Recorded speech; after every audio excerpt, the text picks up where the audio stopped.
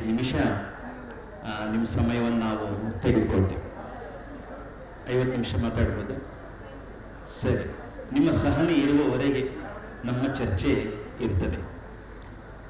ಈ ಹಿಂದಿನ 2 ಗೋಷ್ಠಿಗಳನ್ನು ನೋಡಿದಾಗ ಅವು ಸ್ವಲ್ಪ ಆಶಯ ಕೇಂದ್ರಿತವಾದಂತಹ ಗೋಷ್ಠಿಗಳು ಆಗಿದ್ದವು. ಆದರೆ ಈ ಗೋಷ್ಠಿ ಇದು ಭಾಷೆಯ ಕುರಿತಂಥ ಒಂದು ಗೋಷ್ಠಿ. ಈ ಹೆಸರು ಒಂದು ಸ್ವಲ್ಪ ಬಹಳ ವಿಚಿತ್ರವಾಗಿದೆ ನಮಗೆಲ್ರಿಗೂ. ಇಂದಿನ ಮತ್ತು ಮುಂದಿನ ಸಾಹಿತ್ಯದಲ್ಲಿ ಭಾಷಾ ಬಳಕೆ ಅಂತೇಳಿ. ಬಹುಶಃ ಇಂದಿನ ಸಾಹಿತ್ಯದ ಭಾಷಾ ಬಳಕೆ ಹೇಳಬಹುದು, ಆದರೆ ಮುಂದಿನ ಸಾಹಿತ್ಯದ ಭಾಷಾ ಬಳಕೆ ಹೇಗಿರ್ತದೆ ಅಂತ ಹೇಳಿ ಇವರು ಬಹುಶಃ ತಮ್ಮ ಕೆಲವು ದಾರ್ಶನಿಕ ನೋಟಗಳನ್ನು ಬೀರಬಹುದು ಅಂಥೇಳಿ ನಾನು ಭ್ರಮಿಸಿಕೊಂಡಿದ್ದೀನಿ. ಸಾಮಾನ್ಯವಾಗಿ ಸಾಹಿತ್ಯ ಅಂತಂದರೆ ಅದು ಭಾಷೆಯಲ್ಲಿ ಬೆಳೆಯುವಂಥ ಒಂದು ಸಂಗತಿ. ಆದರೆ ಎಷ್ಟೋ ಸಲ ನಾವು ಅದರ ಭಾಷೆಯನ್ನು ಬಹಳ ನಿರ್ಲಕ್ಷ್ಯ ಮಾಡಿ ಸಾಹಿತ್ಯವನ್ನು ಬಹಳ ಸೀಮಿತವಾದಂಥ ನೆಲೆಗಳಿಗೆ ಹೊಂದಿಸಿ ಅಧ್ಯಯನ ಮಾಡ್ತಾ ಇರ್ತೀವಿ ಅಂತ ಹೇಳಿ ಅನ್ನಿಸ್ತದೆ. ಹೀಗಾಗಿನೇ ಅನೇಕ ಸಲ ನಮ್ಮ ವಿಮರ್ಶಾ ಮಾದರಿಗಳು, ನಮ್ಮ ಓದಿನ ಕ್ರಮಗಳು, ಗ್ರಹಿಕೆಗಳು ಎಲ್ಲ ಬಹಳ ಅಡ್ಡಡ್ಡ ಹಾದಿ ಹಿಡಿದು ಸಾಹಿತ್ಯದ ಬಗ್ಗೆ ರೂಪುಗೊಳ್ತಾ ಇರುವಂಥ ಅಭಿಪ್ರಾಯಗಳು ಬಹಳ ಒಪಿನಿಯನೇಟೆಡ್, ಮೊದಲೇ ಒಂದು ನಿರ್ಧಾರ ತಗೊಂಡು ಸಾಹಿತ್ಯವನ್ನು ಪ್ರವೇಶ ಮಾಡುವಂಥ ಒಂದು ಪರಿಸ್ಥಿತಿ ಇದೆ. ಆದರೆ ಸಾಹಿತ್ಯದ ಭಾಷೆಯ ಮೂಲಕನೇ ಪಯಣಿಸ್ತಾ ಆ ಸಾಹಿತ್ಯದ ವಸ್ತುವಿಗೆ ಹೊಂದಿಕೊಂಡು ಆ ಭಾಷೆ ಬೆಳೀತಾ ಇರುವಂಥ ಬಗೆ ಇತ್ಯಾದಿಗಳನ್ನು ಸ್ವಲ್ಪ ನಾವು ಗಮನ ಕೊಡೋದು ಕಡಿಮೆ ಅಂತ ಹೇಳಿ ಅನ್ನಿಸ್ತದೆ. ಹೀಗಾಗಿ ಭಾಷೆ ಎಷ್ಟು ಒಂದು ಇಂಡಿವಿಜುವಲಿಸ್ಟಿಕ್ ಆಗಿಬಿಟ್ಟಿದೆ ಅಂತಂದರೆ ಅದಕ್ಕಿರುವಂಥ ಒಂದು ಸಾಂಸ್ಕೃತಿಕ ಮುಖ ಇತ್ತಲ್ಲ. ಬೇಂದ್ರೆ ಅವರು ಬರಿತಾ ಇದ್ದಾಗ ಇಡೀ ಒಂದು ಸಂಸ್ಕೃತಿನೇ ಮಾತಾಡ್ತಾ ಇರೋ ಹಾಗೆ ಅನ್ನಿಸ್ತಾ ಇತ್ತು. ಕಂಬಾರ್ ಬರಿತಾ ಇರುವಾಗ ಇಡೀ ಒಂದು ಸಂಸ್ಕೃತಿನೇ ಮಾತಾಡ್ತಾ ಇರೋ ಹಾಗೆ ಅನ್ನಿಸ್ತಾ ಇತ್ತು. ಸಾರಾ ಅಬೂಬ್ಕರ್ ಅವರು ಬರೆಯುವಾಗ ಇಡೀ ಒಂದು ಸಂಸ್ಕೃತಿನೇ ಮಾತಾಡ್ತಾ ಇರೋ ಹಾಗೆ ಅನ್ನಿಸ್ತಾ ಇತ್ತು. ಆದರೆ ಯಾಕೆ ನಮ್ಮ ಸಾಹಿತ್ಯದ ಭಾಷೆ ಇಷ್ಟು ಚಪ್ಪಟೆ ಆಗ್ತಾ ಇದೆ? ಅನೇಕ ಶೈಲಿಗಳನ್ನು ಕಳ್ಕೊಂಡು ಕೆಲವೇ ಶೈಲಿಗಳಿಗೆ ಸೀಮಿತ ಆಗ್ತಾ ಇದೆ. ಈ ಕುರಿತು ಚರ್ಚೆ ಮಾಡಲಿಕ್ಕೆ ನಮ್ಮ ಜೊತೆ 3 ಜನ ಬರಹಗಾರರಿದ್ದಾರೆ. ಆರ್ ಸುನಂದಮ್ಮ ಅವರು, ಮಲ್ಲಿಕಾರ್ಜುನ್ ಮೇಟಿ ಅವರು ಮತ್ತು ರಂಗನಾಥ್ ಅವರು. ನನ್ನ ಮೊದಲನೇ ಪ್ರಶ್ನೆ ಅವರಿಗೆ ಏನು ಅಂತಂದರೆ, ಕಳೆದ ಒಂದು 2-2.5 ದಶಕದಲ್ಲಿ ಕನ್ನಡದಲ್ಲಿ ಏನು ಅನೇಕ ಬೇರೆ ಬೇರೆ ತರಹದ ಬರಹಗಾರರು ಬಂದಿದ್ದಾರೆ, ಅವರ ಬರಹದ ಭಾಷೆಯ ಸ್ವರೂಪ ಏನಿದೆ ಅಂತ ಹೇಳಿ. ಅನೇಕ ಕಾವ್ಯ, ಕಥೆ, ಕಾದಂಬರಿಗಳು, ನಾಟಕಗಳು, ಪ್ರಬಂಧಗಳು ಬಂದಿದ್ದಾವೆ. ಆದರೆ ಅವರ ಒಳಗೆ ತಮ್ಮ ಅನುಭವಕ್ಕೆ ಅವರು ಕಟ್ಕೊಳ್ತಾ ಇರುವಂಥ ಭಾಷೆ ಅದು ಎಲ್ಲಿಯದು? ಅದು ಅವರ ಅನುಭವಕ್ಕೆ ತಕ್ಕದಾದಂಥ ನುಡಿಗಟ್ಟು ಆಗಿದೆನಾ, ಅಥವಾ ಅವರು ತಾವು ಕಲಿತ ಯಾವುದೋ ಒಂದು ಸಿದ್ಧಾಂತದ ನೆರಳಿನಲ್ಲಿ ತಮ್ಮ ಭಾಷೆಯನ್ನು ರೂಪಿಸ್ಕೊಳ್ತಾ ಇದ್ದಾರಾ, ಅಥವಾ ಮಾರುಕಟ್ಟೆಯ ಪ್ರಭಾವಕ್ಕೊಳಗಾಗಿ ತಮ್ಮ ಭಾಷೆಯನ್ನು ರೂಪಿಸ್ಕೊಳ್ತಾ ಇದ್ದಾರಾ, ಅಥವಾ ತಮ್ಮ ಅನುಭವದ ಮೈಗಂಟಿದ ಹಾಗೆ ಅವರ ಭಾಷೆ ರೂಪುಗೊಳ್ತಾ ಇದೆನಾ? ಏನಾಗ್ತಾ ಇದೆ ಅವರ ಸಾಹಿತ್ಯದ ಭಾಷೆ ಅಂತೇಳಿ. ನಾನು ಮೊದಲಿಗೆ ಮಲ್ಲಿಕಾರ್ಜುನ್ ಮೇಟಿ ಅವರಲ್ಲಿ ಈ ಪ್ರಶ್ನೆಗೆ ತಮ್ಮ ಪ್ರತಿಕ್ರಿಯೆ ಕೊಡಬೇಕು ಅಂತ ಹೇಳಿ ಕೇಳ್ಕೊಳ್ತೇನೆ.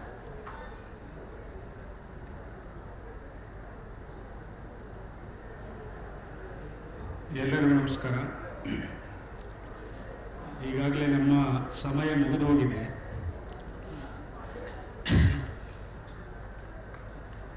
ಇದು ಒಂದು ಭಾಷಿಕ ಸಂಗತಿಯನ್ನು ಕುರಿತು ಚರ್ಚೆ ಮಾಡೋದು ಒಂದು ರೀತಿಯಲ್ಲಿ ಬಹಳ ಸುಲಭವಾದ ಕೆಲಸ. ಅದು ಅಂದರೆ ಇಲ್ಲಿ ಸುಲಭ ಭಾಷೆ ಅಂತ ಹೇಳಿದಾರಲ್ಲ, ಆ ಥರ ಸುಲಭ ಏಕೆ ಅಂತ ಹೇಳಿದರೆ ಅದರ ರಚನೆ ಮತ್ತು ಬಳಕೆಯ ಕೆಲವು ಸಂಗತಿಗಳನ್ನು ಹೇಳಿ ಹೀಗೀಗೆ ಅಂತ ಅದನ್ನು ವಿವರಿಸಿ ಕೈ ತೊಳ್ಕೋಬೋದು. ಆದರೆ ಒಂದು ಸಾಹಿತ್ಯ ಪಠ್ಯದಲ್ಲಿ ಬಳಕೆಯಾಗುವ ಭಾಷೆಗೆ ಕೆಲವು ಗುರಿಗಳಿರ್ತವೆ ಮತ್ತು ಆ ಗುರಿಗಳನ್ನು ಈಡೇರಿಸುವುದಕ್ಕೆ ಕೆಲವು ವೈಚಾರಿಕ ಚೌಕಟ್ಟುಗಳಿರ್ತವೆ. ಈಗ ಒಂದು ಉದಾಹರಣೆ ಮೂಲಕ ನಾನು ಅದನ್ನು ಸ್ಪಷ್ಟಪಡಿಸ್ಬೋದು. ಸಂಸ್ಕಾರ ಕಾದಂಬರಿ ಮತ್ತು ದಾಟು ಕಾದಂಬರಿ, SL ಭೈರಪ್ಪ ಮತ್ತು ಅನಂತ ಮೂರ್ತಿಯವರು ಇಬ್ಬರೂ ಬರೆದಿರೋದು ಜಾತಿ ಪ್ರಶ್ನೆಯನ್ನು ಮುಂದಿಟ್ಕೊಂಡು. ಆದರೆ ಅವು ಎರಡನ್ನೂ ಭಾಳ ಸೂಕ್ಷ್ಮವಾಗಿ ಮತ್ತು ನಿಕಟವಾದ ಓದಿನಿಂದ ನೋಡಿದರೆ ಎರಡೂ ಕಾದಂಬರಿಗಳಲ್ಲಿ ಜಾತಿಯನ್ನು ರೀಅಫರ್ ಮಾಡುವ ಮತ್ತು ಪುನರ್ ಮೌಲ್ಯೀಕರಿಸುವ ಅಥವಾ ಪುನರ್ ಸ್ಥಾಪಿಸುವಂಥ ಒಂದು ಒಳಹರಿವು ಅಲ್ಲಿ ಕಾಣಿಸುತ್ತೆ ನಮಗೆ. ಆದರೆ ಅದಕ್ಕೊಂದು ವೈಚಾರಿಕ ಹಿನ್ನೆಲೆ ಇದೆ. ಭೈರಪ್ಪ ಅವರು ಬರೆಯುವ ಕಾದಂಬರಿಗೆ ಒಂದು ವೈಚಾರಿಕ ಹಿನ್ನೆಲೆ ಇದೆ, ಅನಂತಮೂರ್ತಿ ಅವರು ಬರೆಯುವ ಕಾದಂಬರಿಗೆ ಒಂದು ವೈಚಾರಿಕ ಹಿನ್ನೆಲೆ ಇದೆ. ಆ ವೈಚಾರಿಕ ಹಿನ್ನೆಲೆಯ ಕಾರಣದಿಂದ ಅವು ಎರಡು ಭಿನ್ನ ದೃಷ್ಟಿಕೋನದ ನಿರೂಪಣೆಗಳಾಗಿ ನಮಗೆ ಕಾಣಿಸ್ತಾ ಇದ್ದಾವೆ. ಆ ಭಿನ್ನ ದೃಷ್ಟಿಕೋನಗಳು ಅಲ್ಲಿ ನಿರೂಪಣೆಗೊಳ್ಳುವುದಕ್ಕೆ ತಳಹದಿಯಾಗಿರೋದು ಮತ್ತು ಅದಕ್ಕೆ ಮುಖ್ಯ ಪ್ರಣಾಳಿಕೆ ಆಗಿರೋದು ಭಾಷೆ. ಅಂದರೆ ಅನುಭವದಲ್ಲಿ ನಾವು ಹೇಗೆ ಒಂದು ವಿಚಾರವನ್ನು ನೆಲೆಗೊಳಿಸ್ತಾ ಇದ್ದೀವಿ ಅಥವಾ ಅನುಭವದ ಮೂಲಕ ಒಂದು ವೈಚಾರಿಕ ಸಂಗತಿಯನ್ನು ಹೇಗೆ ನೆಲೆಗೊಳಿಸ್ತಾ ಇದ್ದೀವಿ ಅನ್ನೋದನ್ನು ನಾವು ಭಾಷಿಕವಾದಂಥ ಕೆಲವು ಇಡಿಯಮ್ಗಳ ಮೂಲಕ ಅಥವಾ ನುಡಿಗಟ್ಟುಗಳ ಮೂಲಕ ಅದನ್ನು ನಿರೂಪಿಸಬಹುದು. ಅಂದರೆ ಒಬ್ಬ ಲೇಖಕನಿಗೆ ಅಥವಾ ಒಬ್ಬ ಸಾಹಿತಿಗೆ ಅಥವಾ ಒಬ್ಬ ಮುಖ್ಯವಾಗಿ ಕವಿಗೆ ಒಂದು ಭಾಷೆಯನ್ನು ಬಳಸ್ಕೊಳ್ಳೋದು ಅಂತಂದರೆ ಒಂದು ನುಡಿಗಟ್ಟನ್ನು ರೂಪಿಸೋದು ಅಂತ ಅರ್ಥ. ಸೊ ನಾವು ಅದನ್ನು ಪ್ರತಿ ಸಂದರ್ಭದಲ್ಲಿ ಪ್ರತಿ ಕಾಲಘಟ್ಟದಲ್ಲಿ ಹೊಸ ಹೊಸ ಭಾಷೆಯನ್ನು ಬಳಸ್ತೀವಿ, ಹೊಸದಾದ ಒಂದು ರಚನೆಯನ್ನು ರೂಪಿಸ್ತೀವಿ ಅಂತಲ್ಲ.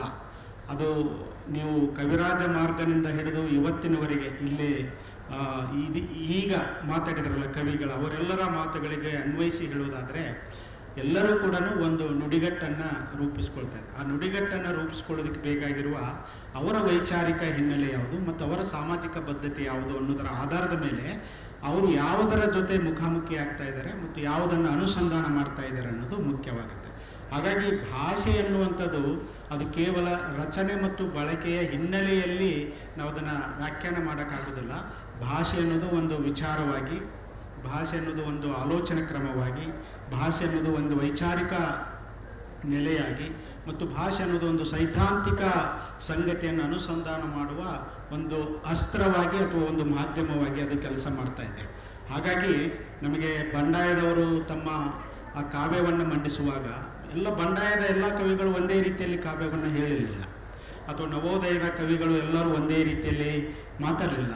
ಈಗ ಕುವೆಂಪು ಮತ್ತು ಬೇಂದ್ರೆಯವರನ್ನು ನೋಡಿದರೆ ಅವರಿಬ್ಬರೂ ಭಾಳ ಪ್ರಧಾನವಾದಂಥ ಕವಿಗಳೇ ನವೋದಯದ ಸಂದರ್ಭದಲ್ಲಿ ಬಂದಂಥವ್ರು.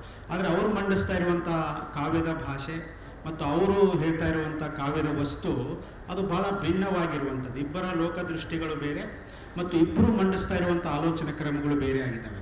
ಆದರೆ ಅವರಿಬ್ಬರನ್ನು ಒಟ್ಟಾಗಿ ನಾವು ನವೋದಯದ ಕವಿಗಳು ಅಂತ ಹೇಳ್ತೀವಿ. ಆದರೆ ನವೋದಯದ ಕವಿಗಳು ಅಂತ ಹೇಳಿದರೆ ನವೋದಯಕ್ಕೆ ಒಂದೇ ನಿರ್ದಿಷ್ಟವಾದ ಭಾಷೆ ಇದೆ ಮತ್ತು ಒಂದೇ ನಿರ್ದಿಷ್ಟವಾದಂಥ ಸಂಗತಿ ಇದೆ ಅಂತ ಹೇಳೋಕ್ಕಾಗಲ್ಲ. ಈಗ ವಿಲ್ಸನ್ ಅವರು ಹೇಳಿದ್ರಲ್ವಾ, ನಾವು ಸೌಟು, ತಟ್ಟೆ, ಜಾಗಟಿ, ಗಂಟೆ ಇವನ್ನೆಲ್ಲವನ್ನು ರೂಪಕವಾಗಿ ಮಾಡಬೇಕು, ಪ್ರತಿಭೆಗಳನ್ನಾಗಿ ಮಾಡ್ಕೋಬೇಕು ಅಂತ ಹೇಳಿದ್ರೆ, ಹಾಗೆ ಮಾಡಿಕೊಂಡಾಗ ಮಾತ್ರ ಅದಕ್ಕೆ ಒಂದು ಇಡಿಎಂ ಸಿಗುತ್ತೆ ಅಥವಾ ಒಂದು ನುಡಿಗಟ್ಟು ಸಿಗುತ್ತೆ.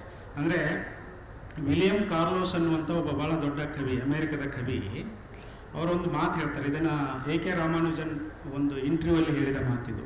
ಏನು ಅಂತ ಹೇಳಿದರೆ, poetry in things not in ideas ಅಂತ. ಅಂದರೆ ಕವಿತೆ ಅನ್ನೋದು ಅಥವಾ ಕಾವ್ಯ ಅನ್ನೋದು, ಒಟ್ಟಾರೆ ಸಾಹಿತ್ಯ ಅನ್ನೋದು ಅದು ವಸ್ತುಗಳ ಆಯ್ಕೆ ಮೇಲೆ ಇರುತ್ತೆ ಮತ್ತು ಯಾವ ವಸ್ತುಗಳ ಜೊತೆಗೆ ನಾವು ಮುಖಾಮುಖಿ ಆಗ್ತಾ ಇದ್ದೀವಿ, ಯಾವ ವಸ್ತುಗಳ ಜೊತೆಗೆ ನಮ್ಮ ಅನುಸಂಧಾನ ನಡೆಯುತ್ತೆ, ಅದಕ್ಕೆ ಪೂರಕವಾಗಿ ಒಂದು ಕಾವ್ಯ ಭಾಷೆ ಅಥವಾ ಸಾಹಿತ್ಯದ ಭಾಷೆ ಅಥವಾ ನಿರೂಪಣಾ ಭಾಷೆಯನ್ನು ನಾವು ಕಟ್ಕೊಳ್ಳೋದಕ್ಕೆ ಸಾಧ್ಯವಾಗುತ್ತೆ.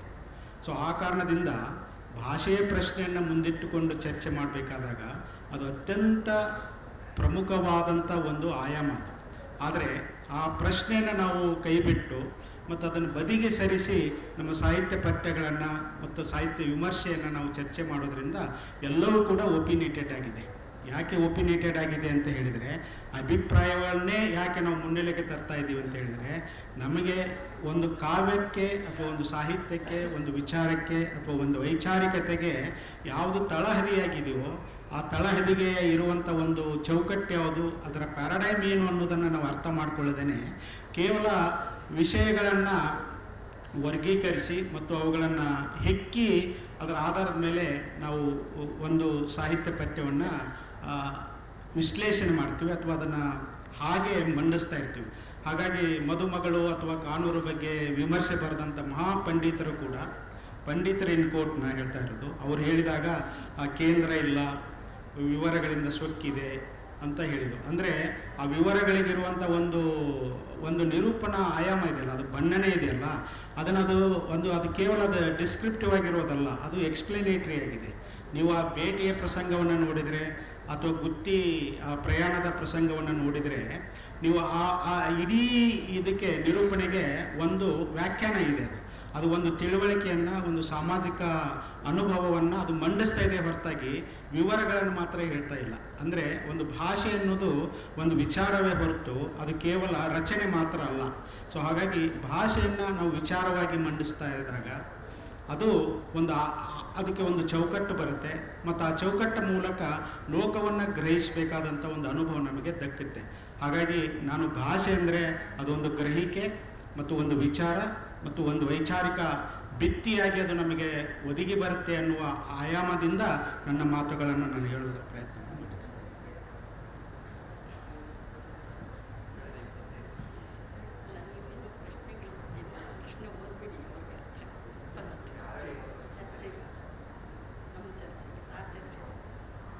ಎಲ್ಲರಿಗೂ ನಮಸ್ಕಾರ. ನಾನು ಮಹಿಳೆಯರನ್ನು ಮುಖ್ಯವಾಗಿ ಇಟ್ಕೊಂಡು ಅವರ ಅಭಿವ್ಯಕ್ತಿಯನ್ನು ಇಟ್ಕೊಂಡು ನಾನು ಮಾತಾಡೋಕ್ಕೆ ಇಷ್ಟಪಡ್ತೀನಿ. ಅದರಲ್ಲೂ ಕೂಡ ಇತ್ತೀಚೆಗೆ ಅಂದರೆ ಒಂದು 50 ದಶಕಗಳ ಹಿಂದೆಯಿಂದ ನಮ್ಮ ಹೆಣ್ಣು ಮಕ್ಕಳು ತೋರಿದಂಥ ವಿವಿಧ ಭಾಷಾ ಪ್ರಯೋಗಗಳಿವೆಯಲ್ಲ, ಅವು ಅತ್ಯಂತ ಅವರ ರಾಜಕೀಯ ಅಭಿವ್ಯಕ್ತಿಗಳಾಗಿ ಕಾಣಿಸ್ತವೆ. ಯಾಕೆ ಅಂದರೆ ಬೇರೆ ಬೇರೆ ಮೂಲದಿಂದ ಬಂದ ಬೇರೆ ಬೇರೆ ಜಾತಿಯ ಹೆಣ್ಣು ಮಕ್ಕಳು ತಮ್ಮ ಪರ್ಸನಲ್ ಇಸ್ ಪಾಲಿಟಿಕ್ಸ್ ಅನ್ನುವ ಅರ್ಥದಲ್ಲಿ, ಅಂದರೆ ನನ್ನ ವೈಯಕ್ತಿಕತೆಯೇ ರಾಜಕಾರಣ ಅನ್ನುವ ಹಿನ್ನೆಲೆಯಲ್ಲಿ ಅವರು ತಮ್ಮ ನುಡಿಗಟ್ಟುಗಳನ್ನು ಕಟ್ಟಿದಾರಲ್ಲ, ಆ ನುಡಿಗಟ್ಟುಗಳು ಇಂದಿನ ನುಡಿಗಟ್ಟುಗಳಿಗಿಂತ ಭಿನ್ನವಾಗಿರೋದನ್ನು ನಾವು ನೋಡಬೇಕು. ಅವು ಮುಖ್ಯವಾಗಿ ಪಿತೃಪ್ರಧಾನತೆ ಏನು ಕಟ್ಟಿಕೊಡ್ತಾ ಇದೆಯೋ ಅದನ್ನು ಮುರಿಯುವ ಮೂಲಕ ಹೊಸ ರೂಪಕಗಳನ್ನು ಕಟ್ಟಿಕೊಳ್ಳುವ ಕೆಲಸವನ್ನು ಮಹಿಳಾ ಸಾಹಿತ್ಯ ಮಾಡ್ಕೊಳ್ತಾ ಬಂದಿದೆ. ಅದರಲ್ಲಿ ಬಹಳ ಮುಖ್ಯವಾಗಿ ಅವರು ಪ್ರಾದೇಶಿಕ ಭಾಷೆಗಳು ಯಾವ ನೆಲಮೂಲದಿಂದ ಅವರು ಹುಟ್ಟಿ ಬೆಳೆದಿದ್ದಾರೋ ಆ ನೆಲಮೂಲದ ಭಾಷೆಗಳನ್ನು ಹೆಚ್ಚೆಚ್ಚು ಪ್ರಯೋಗ ಮಾಡ್ತಾ ಹೋಗ್ತಾರೆ. ಅದು ಒಂದು ಪ್ರತಿಕ್ರಿಯೆಯೂ ಹೌದು ಮತ್ತು ಅದರ ಮುಂದುವರಿಕೆಯೂ ಹೌದು. ಭಾಷೆಯನ್ನು ಕೇವಲ ಒಂದು ಟೂಲ್ ಆಗಿ ಮಾತ್ರ ಬಳಸೋಕ್ಕಾಗಲ್ಲ. ಒಂದು ಕಲ್ಚರಲ್ ಇಡಿಯಮ್ ಅಂತ ಏನು ಕರಿತೀವಿ, ಒಂದು ಸಾಂಸ್ಕೃತಿಕ ನುಡಿಗಟ್ಟು, ಒಂದು ಭಾಷೆ. ಅದಕ್ಕೆ ಉದಾಹರಣೆ, ಈ ಮರಾಠಿಯಲ್ಲಿ ದಲಿತ ಆತ್ಮಕಥನಗಳು ಬಂದವಲ್ಲ, ಈ ದಲಿತ ಆತ್ಮಕಥನಗಳು ಬಂದಾಗ ಆ ಇಡೀ ನಿರೂಪಣಾ ಕ್ರಮ ಬದಲಾಯಿತು. ಅದು ಉಚ್ಚಲ್ಯ ಇರ್ಬೋದು, ಆಕ್ರಮ ಸಂತಾನ ಇರ್ಬೋದು, ಮತ್ತು ಬೇರೆ ಇದು ಇರ್ಬೋದು. ಅವುಗಳ ಹಿನ್ನೆಲೆಯಲ್ಲಿ ಕನ್ನಡದಲ್ಲಿ ದಲಿತ ಸಾಹಿತ್ಯ ಬಂದಿದ್ದು, ಮತ್ತು ಕಾವ್ಯ ಇರ್ಬೋದು, ಕಾದಂಬರಿ ಇರ್ಬೋದು, ಕಥೆಗಳಿರ್ಬೋದು. ಅವುಗಳ ಮುಖ್ಯ ಚೆಹರೆ ಏನಾಗಿತ್ತು ಅಂತ ಹೇಳಿದರೆ ಒಂದು ಕಲ್ಚರಲ್ ಇಡಿಯಮನ್ನು ರೆಪ್ರೆಸೆಂಟ್ ಮಾಡೋದಾಗಿತ್ತು. ಅಂದರೆ ವಾಸ್ತವದ ಬದುಕನ್ನು, ವಾಸ್ತವದ ಅನುಭವವನ್ನು ಅಲ್ಲಿ ಬಿಂಬಿಸುವಾಗ ಮತ್ತು ಅದನ್ನು ಪ್ರತಿನಿಧಿಸುವಾಗ ಒಂದು ಭಾಷಿಕ ವಿನ್ಯಾಸವನ್ನು ಮಾತ್ರ ಬಳಸಲಿಲ್ಲ ಅವರು. ಆ ಭಾಷಿಕ ವಿನ್ಯಾಸವನ್ನು ಒಂದು ಸಾಂಸ್ಕೃತಿಕ ವಿನ್ಯಾಸವಾಗಿ, ಅಂದರೆ ಒಂದು ಸಮಾಜದ ನೆಲೆಯಾಗಿ, ಒಂದು ಸಂಸ್ಕೃತಿಯ ನೆಲೆಯಾಗಿ, ಅಂದರೆ ಅಲ್ಲಿ ಹುಡುಕಾಟಗಳಿತ್ತು. ಅದು ಅವರ ಗುರುತಿಗೆ ಸಂಬಂಧಪಟ್ಟಿತ್ತು, ಅವರ ಅಸ್ತಿತ್ವಕ್ಕೆ ಸಂಬಂಧಪಟ್ಟಿತ್ತು, ಅವರ ಪ್ರಜ್ಞೆಗೆ ಸಂಬಂಧಪಟ್ಟಿತ್ತು. ಒಟ್ಟಾರೆ ಅವರ ಸಾಮಾಜಿಕ ಚಲನೆಗೆ ಸಂಬಂಧಪಟ್ಟ ಪ್ರಶ್ನೆಗಳನ್ನು ಅವರು ಮುಂದಿಟ್ಕೊಂಡು ಅದನ್ನು ಚರ್ಚೆ ಮಾಡುವಾಗ, ಹಾಗಾಗಿ ಅದು ಒಂದು ಭಾಳ ಮುಖ್ಯವಾದ ಪ್ರಶ್ನೆ ಆಯಿತು. ಭಾಷಿಕ ಪ್ರಶ್ನೆ ಅನ್ನೋದು ನಾವು ಅದನ್ನು ಕೇವಲ ರಚನೆ ಮತ್ತು ಬಳಕೆಯ ಹಿನ್ನೆಲೆಯಲ್ಲಿ ಅಥವಾ ಅದರ ವಿನ್ಯಾಸದಲ್ಲಿ ಚರ್ಚೆ ಮಾಡಿಬಿಟ್ರೆ ಭಾಳ ಅಪಾಯ ಇದೆ. ಅದನ್ನು ಒಂದು ಸಂಸ್ಕೃತಿಯ ಹಿನ್ನೆಲೆಯಲ್ಲಿ ನಾವು ನೋಡಬೇಕಾಗಿದೆ, ಒಂದು ಸಾಮಾಜಿಕತೆಯ ಹಿನ್ನೆಲೆಯಲ್ಲಿ ನೋಡಬೇಕಾಗಿದೆ. ಈ ದಲಿತ ಆತ್ಮಕಥನಗಳ ನಿರೂಪಣೆಯನ್ನು ನಾವು ಗಮನಿಸಿದರೆ ಅದು ಭಾಳ ಹಾಂಟಿಂಗ್ ಆಗಿದೆ. ಯಾಕಿದೆ ಅಂತ ಹೇಳಿದರೆ ಅಲ್ಲಿ ವಾಸ್ತವ ಇದೆ, ಮತ್ತು ಅದು ಸಮಾಜದ ಪ್ರತಿಬಿಂಬ ಮಾತ್ರವಾಗಿ ಬಂದಿಲ್ಲ, ಅದು ಒಂದು ಗತಿಬಿಂಬವನ್ನು, ಅಂದರೆ ಸಮಾಜವನ್ನು ಡಿಫೈನ್ ಮಾಡುವುದು, ಸಮಾಜವನ್ನು ನಿರ್ಧರಿಸುವುದು, ಸಮಾಜವನ್ನು ವ್ಯಾಖ್ಯಾನ ಮಾಡುವ ಇದಕ್ಕೆ ಬೇಕಾಗಿರುವ ಆಯಾಮಗಳು ಕೂಡ ಆ ನಿರೂಪಣೆಯಲ್ಲಿ ಬಂದಿದ್ದಾವೆ. ಅದನ್ನೇ ನೀವು ಈಗೇನು ಮಾಡಿರಿ ಅಂತ ಹೇಳಿ ಸರಸ್ವತಿ ಅವರ ಆತ್ಮಕಥನ ಇದೆಯಲ್ಲ, ಅದು ಕೂಡ ಭಾಳ ಮುಖ್ಯವಾದಂಥ ಒಂದು ವಾಸ್ತವತೆಯನ್ನು ನಮ್ಮ ಕಣ್ಣೆದುರಿಗೆ ಇಡ್ತಾ ಇದೆ. ಈ ಮುಗಳಿಯವರು ಬರೆದ ಕಥೆಗಳಿರ್ಬೋದು, ಅವರ ಬುಗುರಿ ಕಥೆ ಮತ್ತು ಆ ಸಂಕಲನದಲ್ಲಿ ಬಂದಿರುವ ಕಥೆಗಳನ್ನು ನೋಡಿದರೆ, ನಾಗವೇಣಿಯವರು ಬರೆದಿರುವ ಕಥೆಗಳನ್ನು ನೋಡಿದರೆ, ವಿನಯ ಒಕ್ಕುಂದವರು ಬರೆದಿರುವ ಕಥೆಗಳನ್ನು ನೋಡಿದರೆ, ಅಮರೇಶ್ ಮುಗುಡೋಣಿಯವರು ಬರೆದಿರುವ ಕಥೆಗಳನ್ನು ನೋಡಿದರೆ, ಮಾಂತೇಶ್ ನವಲ್ಕಲ್ ಅವರು ಬರೆದಿರುವ ಕಥೆಗಳನ್ನು ನೋಡಿದರೆ, ಮತ್ತು ಈಗ ಬೆಳೆಯುತ್ತಾ ಇರುವ ಜಯಂತ್ ಕಾಯ್ಕಿನವರು ಬರೆದಿರುವ ಕಥೆಗಳಲ್ಲಿ ಬರುವ ಪಾತ್ರಗಳಿಗೆ ನೀವು ಕನ್ನಡದ ಪಾತ್ರ ಅಂತ ಗುರುತಿಸೋಕೆ ಆಗಲ್ಲ, ಅದು ಕರ್ನಾಟಕದ ಪಾತ್ರ ಅಂತ ಹೇಳಕ್ಕೆ ಆಗೋದಿಲ್ಲ. ಯಾವುದೋ ಒಂದು ಚೆಹರೆ ಇಲ್ಲದ ಒಂದು ಪಾತ್ರದಕ್ಕೆ ಒಂದು ನುಡಿಗಟ್ಟನ್ನು ಕಟ್ಟಿಕೊಡ್ತಾ ಇದ್ದಾರೆ, ಅದಕ್ಕೊಂದು ಇಡಿಎಂ ಅನ್ನು ಕಟ್ಟಿಕೊಡ್ತಾ ಇದ್ದಾರೆ. ಅಂದರೆ ನಮಗೆ ಸಾಹಿತ್ಯದ ಸಂವೇದನೆಯನ್ನು ಮತ್ತು ಸಾಹಿತ್ಯದ ಅನುಭವವನ್ನು ವಿವರಿಸೋದಕ್ಕೆ ಭಾಷೆಯನ್ನು ಮಾತ್ರ ಬಳಸ್ತಾ ಇಲ್ಲ, ಅದನ್ನು ರೂಪಿಸುವುದಕ್ಕೂ ನಾವು ಭಾಷೆಯನ್ನು ಬಳಸ್ತಾ ಇರ್ತೀವಿ. ಆ ಸಂವೇದನೆಯನ್ನು ರೂಪಿಸುವುದಕ್ಕೆ, ಅನುಭವವನ್ನು ರೂಪಿಸುವುದಕ್ಕೆ ಮತ್ತು ಆ ಅನುಭವದ ಮೂಲಕ ಒಂದು ಲೋಕಗ್ರಹಿಕೆಯನ್ನು ಕೂಡ ನಾವು ಕಟ್ಟಿಕೊಡ್ತಾ ಇರ್ತೀವಿ. ಅಂದರೆ ಲೋಕಗ್ರಹಿಕೆಯ ಮಾಧ್ಯಮವಾಗಿ ಭಾಷೆ ಬಳಕೆಯಾಗದೆ ಹೋದರೆ, ಸಂಸ್ಕೃತಿಯ ವಾಹಕವಾಗಿ ಭಾಷೆ ಬಳಕೆಯಾಗದೆ ಹೋದರೆ ಅಲ್ಲಿ ಅನುಭವವೂ ಸೋಲುತ್ತೆ ಮತ್ತು ಭಾಷೆಯೂ ಕೂಡ ಅಲ್ಲಿ ರಂಗನಾಥ್ ಹೇಳಿದ್ರಲ್ಲ ಹಾಗೆ ಒಂದು ಸುಲಭದ ನಿರೂಪಣೆಯಾಗಿ ನಮಗೆ ಒದಗಿ ಬರುತ್ತೆ. ಅನುಭವ ಯಾವಾಗಲೂ ಅದು ಮುನ್ನೆಲೆಗೆ ಬರಬೇಕು, ಅದು ಹೆಚ್ಚು ನಮಗೆ ವಿಸಿಬಲ್ ಆಗಬೇಕು ಅಂತ ಹೇಳಿದರೆ ಅಲ್ಲಿ ಭಾಷಿಕ ನುಡಿಗಟ್ಟುಗಳು ಭಾಳ ಮುಖ್ಯವಾಗ್ತಾ ಇದ್ದಾವೆ. ಇದನ್ನು ರೋಮನ್ ಯಾಕೋಬ್ಸನ್ ಅನ್ನುವಂಥ ಭಾಳ ದೊಡ್ಡ ಲಿಂಗ್ವಿಸ್ಟ್ ಅವ್ರು ಹೇಳ್ತಾ ಇದ್ದಾರೆ, ಏಸ್ಥೆಟಿಕ್ಸ್ ಅನ್ನೋದು ಇದೆಯಲ್ಲ ಅದು ಭಾಷೆಯಲ್ಲಿದೆ ಹೊರತಾಗಿ ಅನುಭವದಲ್ಲಿ ಇಲ್ಲ. ಸಾಹಿತ್ಯಕ್ಕೆ ಒಂದು ಏಸ್ಥೆಟಿಕ್ಸ್ನ ಆಯಾಮ ಬರಬೇಕು ಅಂತ ಹೇಳಿದರೆ ಅದು ಭಾಷಿಕವಾದಂಥ ಒಂದು ಆಯಾಮವೇ ಹೊರತು ಅದು ಅನುಭವದಲ್ಲಿ ಅದು ನೇರವಾಗಿ ಪ್ರತಿಫಲಿಸಲ್ಲ ಮತ್ತು ಅದು ಪ್ರತಿಬಿಂಬವಾಗಲ್ಲ.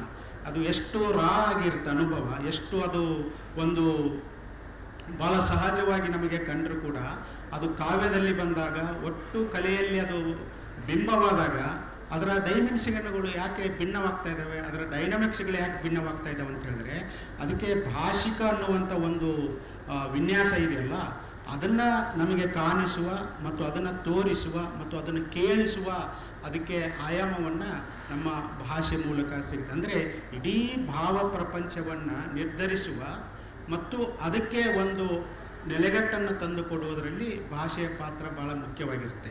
ಈ ಭಾಷಿಕ ಪ್ರಶ್ನೆಗಳನ್ನು ನಾವು ಭಾಳ ಸುಲಭವಾಗಿ ವ್ಯಾಖ್ಯಾನ ಮಾಡಿಬಿಟ್ರೆ ಏನಾಗುತ್ತಂದರೆ ಸಾಹಿತ್ಯದ ಪ್ರಶ್ನೆಗಳು ಕೂಡ ಅಷ್ಟೇ ಸುಲಭವಾಗಿ ನಮಗೆ ದಟ್ಟುತ್ತವೆ. ಹಾಗಾಗಿ ಸಾಹಿತ್ಯ ಗಂಭೀರ ಆಗಬೇಕು ಅಂತ ಹೇಳಿದರೆ ಭಾಷಿಕ ಪ್ರಶ್ನೆಗಳನ್ನು ನಾವು ಗಂಭೀರವಾಗಿ ತೆಗೆದುಕೊಳ್ಬೇಕು.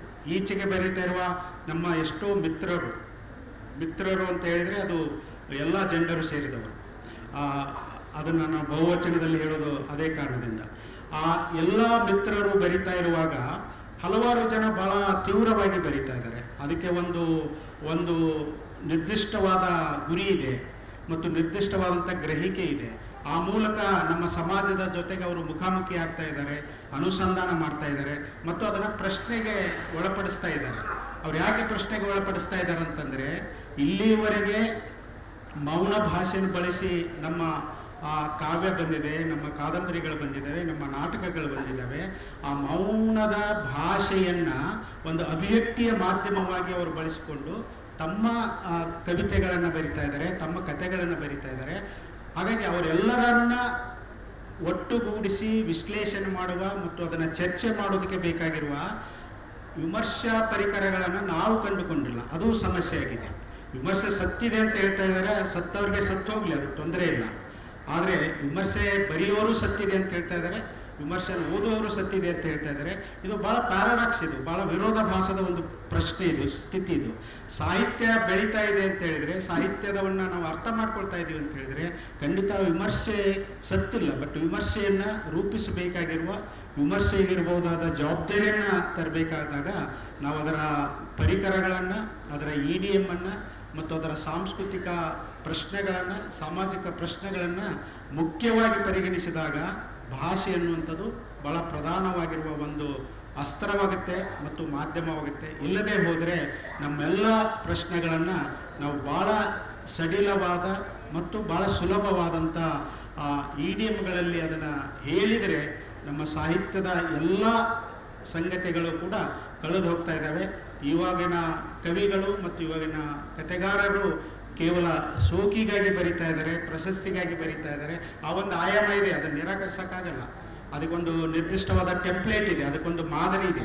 ಆ ಮಾದರಿ ಒಳಗಡೆನೆ ಕತೆ ಬರೆಯೋದು, ಆ ಮಾದರಿ ಒಳಗಡೆನೆ ಕವಿತೆ ಬರೆಯೋದು, ಆ ಮಾದರಿ ಒಳಗಡೆನೆ ಕಾದಂಬರಿಗಳನ್ನು ಬರೆಯೋದು ಮತ್ತು ಪ್ರಶಸ್ತಿಗಳನ್ನು ಗಿಟ್ಟಿಸ್ಕೊಳ್ಳೋದು. ಅದು ತಗೊಳ್ತಾರೋ ಕೊಡ್ತಾರೋ ಕಿತ್ತುಕೊಳ್ತಾರೋ ಅದು ಬೇರೆ ವಿಷಯ.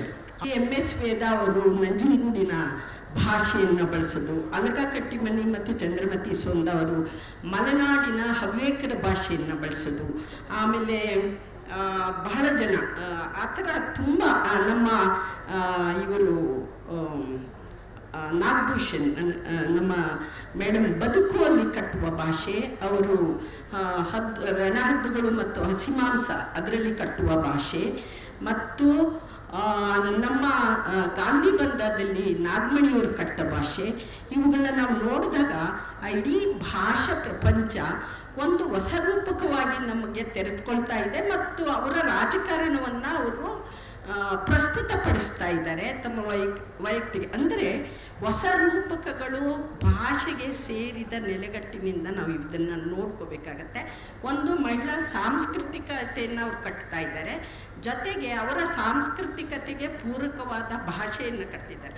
ಅದನ್ನು ನಾವು MK ಇಂದಿರಾ ಅವ್ರ ಜೊತೆಯಲ್ಲೂ ನೋಡ್ಬೋದು.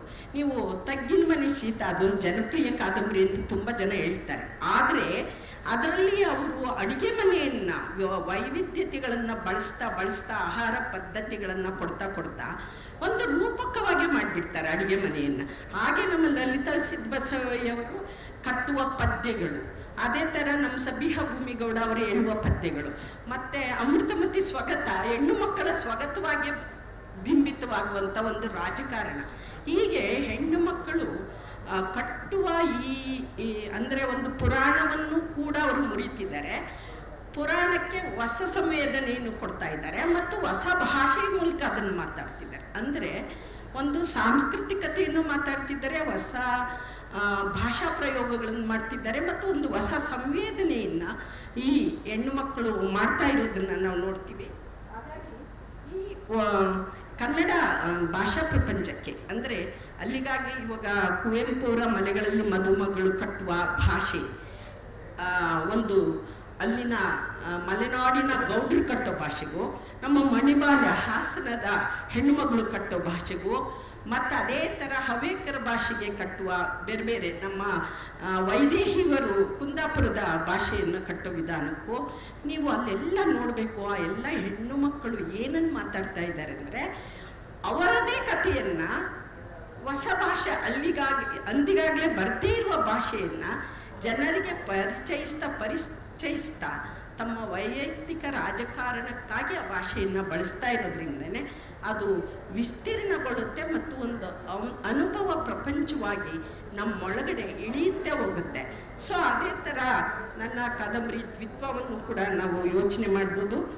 ಆಮೇಲೆ ಬುಡಕಟ್ಟು ಜನಾಂಗದ ಒಂದು ಕಾದಂಬರಿಯನ್ನು ಕೃಷ್ಣ ಮುದ್ರಿಕೆ, ಇತ್ತೀಚೆಗೆ ಸಿ ಮಂಗಳ ಅವರು ಬರೆದ ಕೃಷ್ಣ ಮುದ್ರಿಕೆ ಒಂದು ಬುಡಕಟ್ಟು ಭಾಷೆಯನ್ನು ಬಳಸ್ತಾನೆ ಒಂದು ರಾಜಕಾರಣವಾಗಿ ಅವರು ರೂಪಿಸುವ ಬುಡಕಟ್ಟು ಹೆಣ್ಣು ಮಕ್ಕಳ ಒಂದು ಸಂವೇದನೆಯನ್ನು ಹೇಗೆ ಒಂದು ಪುರುಷಾಧಿಕಾರವ ಹಿನ್ನೆಲೆಯಲ್ಲಿ ಅವರು ಚರ್ಚಿಸ್ತಾ ಹೋಗ್ತಾರೆ ಆ ಭಾಷೆ ಮೂಲಕ ಅನ್ನೋದನ್ನು ಕೂಡ ನಾವು ಹಿಡಿಬೋದು.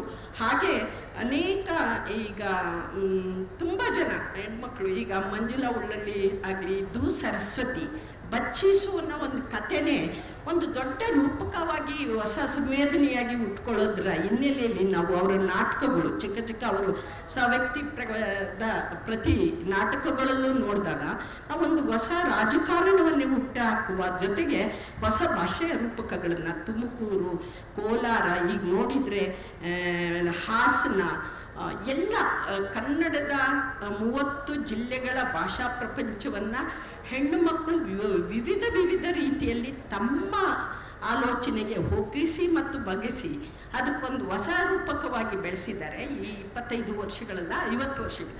ಹಂಗೆ ನೋಡಿದರೆ ಜಾನಕಮ್ಮ ಹೆಣ್ಣಾಟದ ಪದ್ಯದಲ್ಲಿ ಬಳಸುವ ಭಾಷೆಯ ನೋಡಿದರೆ ನಾವು ಅಲ್ಲಿಗಾಗಲೇ ನಮಗೆ ಗೊತ್ತಾಗಬೇಕು. ಅಂಥ ಅಭಿವ್ಯಕ್ತಿಗಳು ನಮಗೆ ವಚನದ ಹೆಣ್ಣು ಮಕ್ಕಳು ತಮ್ಮ ರಾಜಕೀಯವಾಗಿ ಭಾಷೆಯನ್ನು ಬಳಸಿದ ನಂತರದಲ್ಲಿ ನಮಗೆ ಕಾಣಿಸೋದು ಜಾನಕಮ್ಮನ ಪದ್ಯಗಳ ನಂತರ 75ರ ನಂತರ ದಶಕದಲ್ಲಿ ಎಲ್ಲ ಹೆಣ್ಣು ಮಕ್ಕಳು ಕೂಡ ತಮ್ಮ ಪ್ರಾದೇಶಿಕ ಭಾಷೆಗಳನ್ನು ಬಳಸ್ತಾ ಅದಕ್ಕೊಂದು ಹೊಸ ಭಿನ್ನವಾದ ಆಯಾಮವನ್ನು ಕೊಟ್ಟಿದ್ದಾರೆ ಅಂತ ನಾನು ಹೇಳ್ತೀನಿ. ಎಲ್ರಿಗೂ ನಮಸ್ಕಾರ. ಇಬ್ಬರು ಮಾತಾಡಿದವರು ಇವತ್ತು ಸಾಹಿತ್ಯದಲ್ಲಿ ಬಳಕೆ ಆಗ್ತಿರುವ ಭಾಷೆ ಎರಡು ಬೇರೆ ಆಯಾಮಗಳನ್ನು ನಮ್ಮ ಮುಂದೆ ಇಟ್ಟಿದ್ದಾರೆ. ನಾನು ಇಲ್ಲಿ ನಮ್ಮ ಚರ್ಚೆಗೆ ಥೀಮ್ ಆಗಿಟ್ಟ ಈ ಸುಲಭ ಭಾಷೆ ಎನ್ನುವ ಒಂದು ನುಡಿಗಟ್ಟನ್ನು ಬಳಸಿದ್ದಾರೆ. ಈ ಸುಲಭ ಭಾಷೆ ಅನ್ನುವ ನುಡಿಗಟ್ಟನ್ನು ಇಡೋದರ ಹಿಂದೆ ಇರಬಹುದಾದ ಒಂದು ತಿಳುವಳಿಕೆ ಅಥವಾ ಗ್ರಹಿಕೆ ಏನು ಅನ್ನೋದನ್ನು ನನಗೆ ಅರ್ಥ ಆದಂಗೆ ನಾನು ಅದನ್ನು ಗ್ರಹಿಸಿ ಅದಕ್ಕೆ ಕೆಲವು ಮಾತುಗಳನ್ನು ಸೇರಿಸೋದಕ್ಕೆ ಪ್ರಯತ್ನ ಮಾಡ್ತೀನಿ. ಈ ಸುಲಭ ಭಾಷೆ ಅನ್ನೋದು ಇವತ್ತು ಕತೆ, ಕವಿತೆ, ಕಾದಂಬರಿ ಬರೀತಿರುವ ಹೊಸ ತಲೆಮಾರಿನ ಲೇಖಕರ ಭಾಷೆ ಅದು ಹೆಚ್ಚು ತೆಳುವಾಗಿದೆ ಅಥವಾ ಒಂದೇ ಥರ ಇದೆ. ಎಲ್ಲರ ಕತೆಗಳ 10, 20, 50 ಜನ ಕತೆಗಾರರ ಕತೆಗಳನ್ನು ಓದಿದ್ರು ಕೂಡ ಎಲ್ಲರ ಕತೆಗಳ ಭಾಷೆ ಒಂದೇ ಥರ ಇರ್ತದೆ. 1000 ಕವಿತೆ ಓದಿದ್ರು ಕೂಡ ಎಲ್ಲರ ಭಾಷೆ ಕೂಡ ಒಂದೇ ರೀತಿಯಾಗಿರ್ತದೆ. ಇದನ್ನು ನೋಡಿದಾಗ ಎಲ್ಲೋ ಒಂದು ಏಕತಾನತೆ ಕಾಡ್ತಿದೆ ಅಂತ ಅನಿಸ್ತದೆ. ಮತ್ತದು ಆ ಭಾಷೆ ಬಳಕೆಯ ಹಿಂದಿನ ಮನಸ್ಥಿತಿ ನೋಡಿದ್ರು ಕೂಡ ಆ ಭಾಷೆಯನ್ನು ಬಳಸೋದಕ್ಕೆ, ಕವಿತೆಯನ್ನು ಕಟ್ಟೋದಕ್ಕೆ ಕವಿಗಳು ತುಂಬ ತಮ್ಮಂತ ಅದರಲ್ಲಿ ತೆತ್ಕೊಂಡಿದ್ದಾರೆ. ಅದೊಂದು ಜೀವನ್ಮರಣ ಪ್ರಶ್ನೆಯಾಗಿ ಅದನ್ನು ಎದುರಿಸಿದ್ದಾರೆ ಅಂತ ಅನ್ಸಲ್ಲ ಅದು. ಸೊ ಹೆಚ್ಚಿನ ಸಂದರ್ಭದ ಅಭಿಪ್ರಾಯಗಳನ್ನು ಮಂಡಿಸೋದಕ್ಕೆ ಪ್ರಯತ್ನ ಮಾಡಿರ್ತಾರೆ. ಈ ಥರ ಅಭಿಪ್ರಾಯಗಳ ಮಂಡನೆ ಒಂದು. ಎರಡನೇದು, ಆ ಸುಲಭ ಭಾಷೆ ಒಂದು ಕನ್ನಡದಲ್ಲಿ ಬಂದಿದೆ ಅಂತಾದರೆ ಯಾಕೆ ಬಂದಿದೆ ಅನ್ನೋದು ಕೂಡ ಭಾಳ ಇಂಪಾರ್ಟೆಂಟು. ಅದಕ್ಕೆ ನಾವು ಕವಿಗಳನ್ನ, ಕಥೆಗಾರರನ್ನ ಮಾತ್ರ ಕಣ್ಣೆದುರುಗಡೆ ಇಟ್ಕೊಂಡು ಯೋಚನೆ ಮಾಡಿದರೆ ಸಾಕಾಗಲ್ಲ. ನಾವು ಕಳೆದ ಒಂದು 30 ವರ್ಷಗಳಿಂದ ಎಂಥ ಕನ್ನಡವನ್ನ ತರಗತಿಗಳಲ್ಲಿ ಕಲಿಸಿದ್ದೀವಿ ಮೇಷ್ಟ್ರುಗಳಾಗಿ, ಅದನ್ನ ಯೋಚನೆ ಮಾಡ್ಬೇಕು. ಒಂದು ಕವಿತೆನ ಹೆಂಗೆ ಪಾಠ ಮಾಡ್ತೀವಿ, ಒಂದು ಕಥೆನ ಹೆಂಗೆ ಪಾಠ ಮಾಡ್ತೀವಿ, ಒಂದು ನಾಟಕನ ಹೆಂಗೆ ಪಾಠ ಮಾಡ್ತೀವಿ, ಒಂದು ಕಾದಂಬರಿನ ಹೆಂಗೆ ಪಾಠ ಮಾಡ್ತೀವಿ, ಎಲ್ಲವನ್ನು ಕೂಡ ಸಾರಾಂಶೀಕರಿಸಿ ಪ್ರಶ್ನೆಗಳಿಗೆ ಉತ್ತರವನ್ನಾಗಿ ಮಾರ್ಪಡಿಸಿ ಅವರಿಗೆ ಅಭಿಪ್ರಾಯಗಳನ್ನು ದಾಟಿಸಿರ್ತೀವಿ ಮತ್ತು ಸಾರಾಂಶವನ್ನು ಕೊಟ್ಟಿರ್ತೀವಿ. ಹಂಗಾಗಿ ಅದನ್ನ ಮಂಡಿಸೋದಕ್ಕೆ ಬೇಕಾದಂಥ ಒಂದು ನೇರವಾದಂಥ ಸುಲಭ ಭಾಷೆಯನ್ನೇ ಮಕ್ಕಳಿಗೆ ಕಲಿಸಿದೀವಿ. ಯಾವತ್ತಾದ್ರೂ ಕನ್ನಡ ಭಾಷಾ ತರಗತಿಗಳನ್ನು ಕಲಿಸೋ ಸಂದರ್ಭದಲ್ಲಿ ಒಂದು ಕವಿತೆ ಒಳಗಡೆ ಕವಿ ಬಳಸಿರುವ ಒಂದು ಭಾಷೆಯ ಒಂದು ಧ್ವನಿ ಶಕ್ತಿ, ಒಂದು ರೂಪಕ ಶಕ್ತಿ, ಅದರ ಅರ್ಥದ ಸಾಧ್ಯತೆಗಳು, ಯಾವುದೋ ಒಂದು ರೂಪಕವನ್ನು ತಗೊಂಡು ಅದರ ಅರ್ಥದ ಅನಂತ ಸಾಧ್ಯತೆಗಳ ಬಗ್ಗೆ ಯಾವುದಾದ್ರೂ ತರಗತಿಗಳಲ್ಲಿ ಪಾಠ ಮಾಡಿದೀವ ಅಂತ ನೋಡಿದ್ರೆ ನಮಗದು ನಿರಾಶೆ ಕಾಣಿಸುತ್ತೆ. ಯಾಕಂದ್ರೆ ಪಾಠ ಮಾಡಿದ ಎಕ್ಸ್ಪೀರಿಯನ್ಸ್ ಇಂದ ನಾನು ಯೋಚನೆ ಮಾಡಿದ್ರೆ ಬಹುತೇಕ ಸಂದರ್ಭದಲ್ಲಿ ಅದರ ಆಶಯದ ಮೇಲೆ ಹೆಚ್ಚು ಗಮನಕ್ಕೆ ಹಾಕಿರ್ತೀವಿ. ಅದು ಒಂದು ಅಭಿಪ್ರಾಯ ರೂಪುಗೊಂಡಿರ್ತದೆ. ಹಂಗಾಗಿ ಏನೋ ಒಂದು ಅಭಿಪ್ರಾಯ ರೂಪುಗೊಂಡಾಗ ಅದನ್ನು ವ್ಯಕ್ತ ಮಾಡಬೇಕು ಅಂದಾಗ ಅವರಿಗೆ ಹೇಳಿಕೊಟ್ಟಿರುವ ಮತ್ತು ಅವರ ಮನಸ್ಸಿನಲ್ಲಿ ರೂಪುಗೊಂಡಿರುವ ಭಾಷೆ ಏನಿರ್ತದೆ ಅದನ್ನು ಬಳಸ್ತಾ ಇದ್ದಾರೆ. ಸೊ ಹಂಗಾಗಿ ಅದು ಏಕತಾನತೆ ಸಹಜವಾಗಿ ಬಂದಿದೆ. ಹಾಗಾಗಿ ನಾವು ಕನ್ನಡ ಸಾಹಿತ್ಯದ ಬಗ್ಗೆ ಕಳೆದ ಒಂದು 30 ವರ್ಷಗಳ ಒಂದು ತಲೆಮಾರಿಗೆ ಯಾವ ರೀತಿಯಾದಂಥ ಒಂದು ಭಾಷೆ ಬಗ್ಗೆ ತಿಳುವಳಿಕೆಯನ್ನು ಕೊಟ್ಟಿದ್ದೀವಿ ಅನ್ನೋದರ ಮೇಲೆ ನಾವು ಹೆಚ್ಚು ಚರ್ಚೆ ಮಾಡಿದರೆ ನಮ್ಗೆ ಅವಾಗ ಸುಲಭ ಭಾಷೆ ಯಾಕೆ ಬಂದು ಸೃಷ್ಟಿಯಾಗಿದೆ ಅಂತ ಗೊತ್ತಾಗುತ್ತೆ. ಈ ಸುಲಭ ಭಾಷೆಯ ಅಪಾಯಗಳು ಈಗ ಕಾಣಿಸಿದೆ, ಮುಂದಿನ ದಿನದಲ್ಲಿ ಅದು ಇನ್ನೂ ಹೆಚ್ಚು ಕಾಣಿಸುತ್ತೆ. ಅದು ಬಹಳ ಇಂಪಾರ್ಟೆಂಟ್ ಆದಂಥ ಒಂದು ಅಂಶ. ಎರಡನೇದು, ಈ ಸುಲಭ ಭಾಷೆ ಬಂದು ಕೂತಿದೆ ಅಂತಾದ್ರೆ ಅದು ಭಾಷೆ ಸುಲಭವಾಗಿಲ್ಲ. ಬರವಣಿಗೆ ಮಾಡುವವರು ಎಲ್ಲವನ್ನೂ ಬಹಳ ಸುಲಭನ ನಾವು ತಗೊಳ್ತಿದ್ದೀವಿ, ಫೀಲ್ ಮಾಡ್ತಿದ್ದೀವಿ, ತುಂಬಾ ಕಂಫರ್ಟ್ ಝೋನಲ್ಲಿ ಇದ್ದೀವಿ. ಒಂದು ವಿಚಾರವನ್ನ ಜೀವನ್ಮರಣದ ಪ್ರಶ್ನೆಯಾಗಿ ಅದರ ಆತ್ಯಂತಿಕ ಸಾಧ್ಯತೆಗಳಲ್ಲಿ ನಾವು ಯೋಚನೆ ಮಾಡಿಲ್ಲ ಅಂತ ಅದರ ಅರ್ಥ. ಒಂದು ಪ್ರೇಮದ ವಸ್ತು ಆಗಿರಬಹುದು, ಒಂದು ದುರಂತದ ವಸ್ತು ಆಗಿರಬಹುದು, ಅದರ ಆತ್ಯಂತಿಕ ಹಂತಕ್ಕೆ ನಾವು ಜಿಗಿದು ಯೋಚನೆ ಮಾಡಿದಾಗ ಆಗ ಹುಟ್ಟೋ ರೂಪಕಗಳೇ ಬೇರೆ, ಆ ಭಾಷೆಯ ಅರ್ಥದ ಸಾಧ್ಯತೆಗಳೇ ಬೇರೆ. ಸೊ ಆ ರೀತಿಯದ್ದು ಇಲ್ಲ. ಒಂದು ಮಧ್ಯಮ ವರ್ಗೀಯ ಕಂಫರ್ಟ್ ಝೋನಿನ ಜೀವನ ಕ್ರಮ ಬೆಳೆದಿದೆ. ಸೊ ಹಂಗಾಗಿ ಈ ಮಧ್ಯಮ ವರ್ಗದ ಚಹರೆ ಎಲ್ಲವನ್ನು ಕೂಡ ಬಹಳ ಸಲೀಸಾಗಿ ಒಂದೇ ರೂಪದಲ್ಲಿ ಗ್ರಹಿಸುವ ಒಂದು ಲೋಕದೃಷ್ಟಿಯನ್ನು ಬೆಳೆದಿದೆ. ಅದರ ಒಂದು ಸಂಕೇತವಾಗಿ ಇವತ್ತಿನ ಕಾವ್ಯದ ಕಥೆಗಳ ಭಾಷೆ, ವಿಮರ್ಶೆಯ ಭಾಷೆ ಕೂಡ ಸುಲಭ ಭಾಷೆಯಾಗಿದೆ. ನಾವು ನಿಷ್ಠುರತೆಯನ್ನ, ಕಠೋರತೆಯನ್ನ, ವಸ್ತುನಿಷ್ಠತೆಯನ್ನ ಅಥವಾ ಹೇಳಬೇಕಾದದ್ದನ್ನ ಹೇಳದೆ ಅಡಗಿಸಿ ಎಲ್ಲರನ್ನು ಮೆಚ್ಚಿಸುವ ಹಾಗೆ ಮಾತಾಡ್ತೀವಲ್ಲ, ಅವಾಗ ತನ್ನಿಂದ ತಾನೇ ವಿಮರ್ಶೆಯಲ್ಲೂ ಕವಿತೆ ಒಳಗಡೆನೂ ಎಲ್ಲದರಲ್ಲೂ ಕೂಡ ಒಂದು ಸುಲಭತೆ ಬಂದ್ಬಿಡ್ತದೆ. ಆ ಸುಲಭತೆ ಕಾವ್ಯದ ಅಥವಾ ಸಾಹಿತ್ಯದ ಒಂದು ಭಾಷಾ ಸಾಧ್ಯತೆಗಳನ್ನು ಕೊಂದು ಹಾಕುತ್ತೆ. ಈ ದಿಕ್ಕಲ್ಲಿ ಯೋಚನೆ ಮಾಡಿದ್ರೆ ನಮಗೆ ಬೇರೆ ಅರ್ಥ ಅಥವಾ ಬೇರೆ ಒಂದು ಅಥವಾ ಈ ಅಪಾಯ ಏನು ಬಂದು ಒದಗಿದೆ ಇದಕ್ಕೆ ಪರಿಹಾರ ಕಂಡ್ಲಿಕ್ಕೆ ಸಾಧ್ಯ ಇದೆ ಅಂತ ಅನ್ಸುತ್ತೆ. BT ಅವರು ಹೇಳಿದ್ರು ಭಾಷೆ ಒಂದು ವಿಚಾರ, ಗ್ರಹಿಕೆ, ವೈಚಾರಿಕತೆ ಅಂತ ಹೇಳಿ.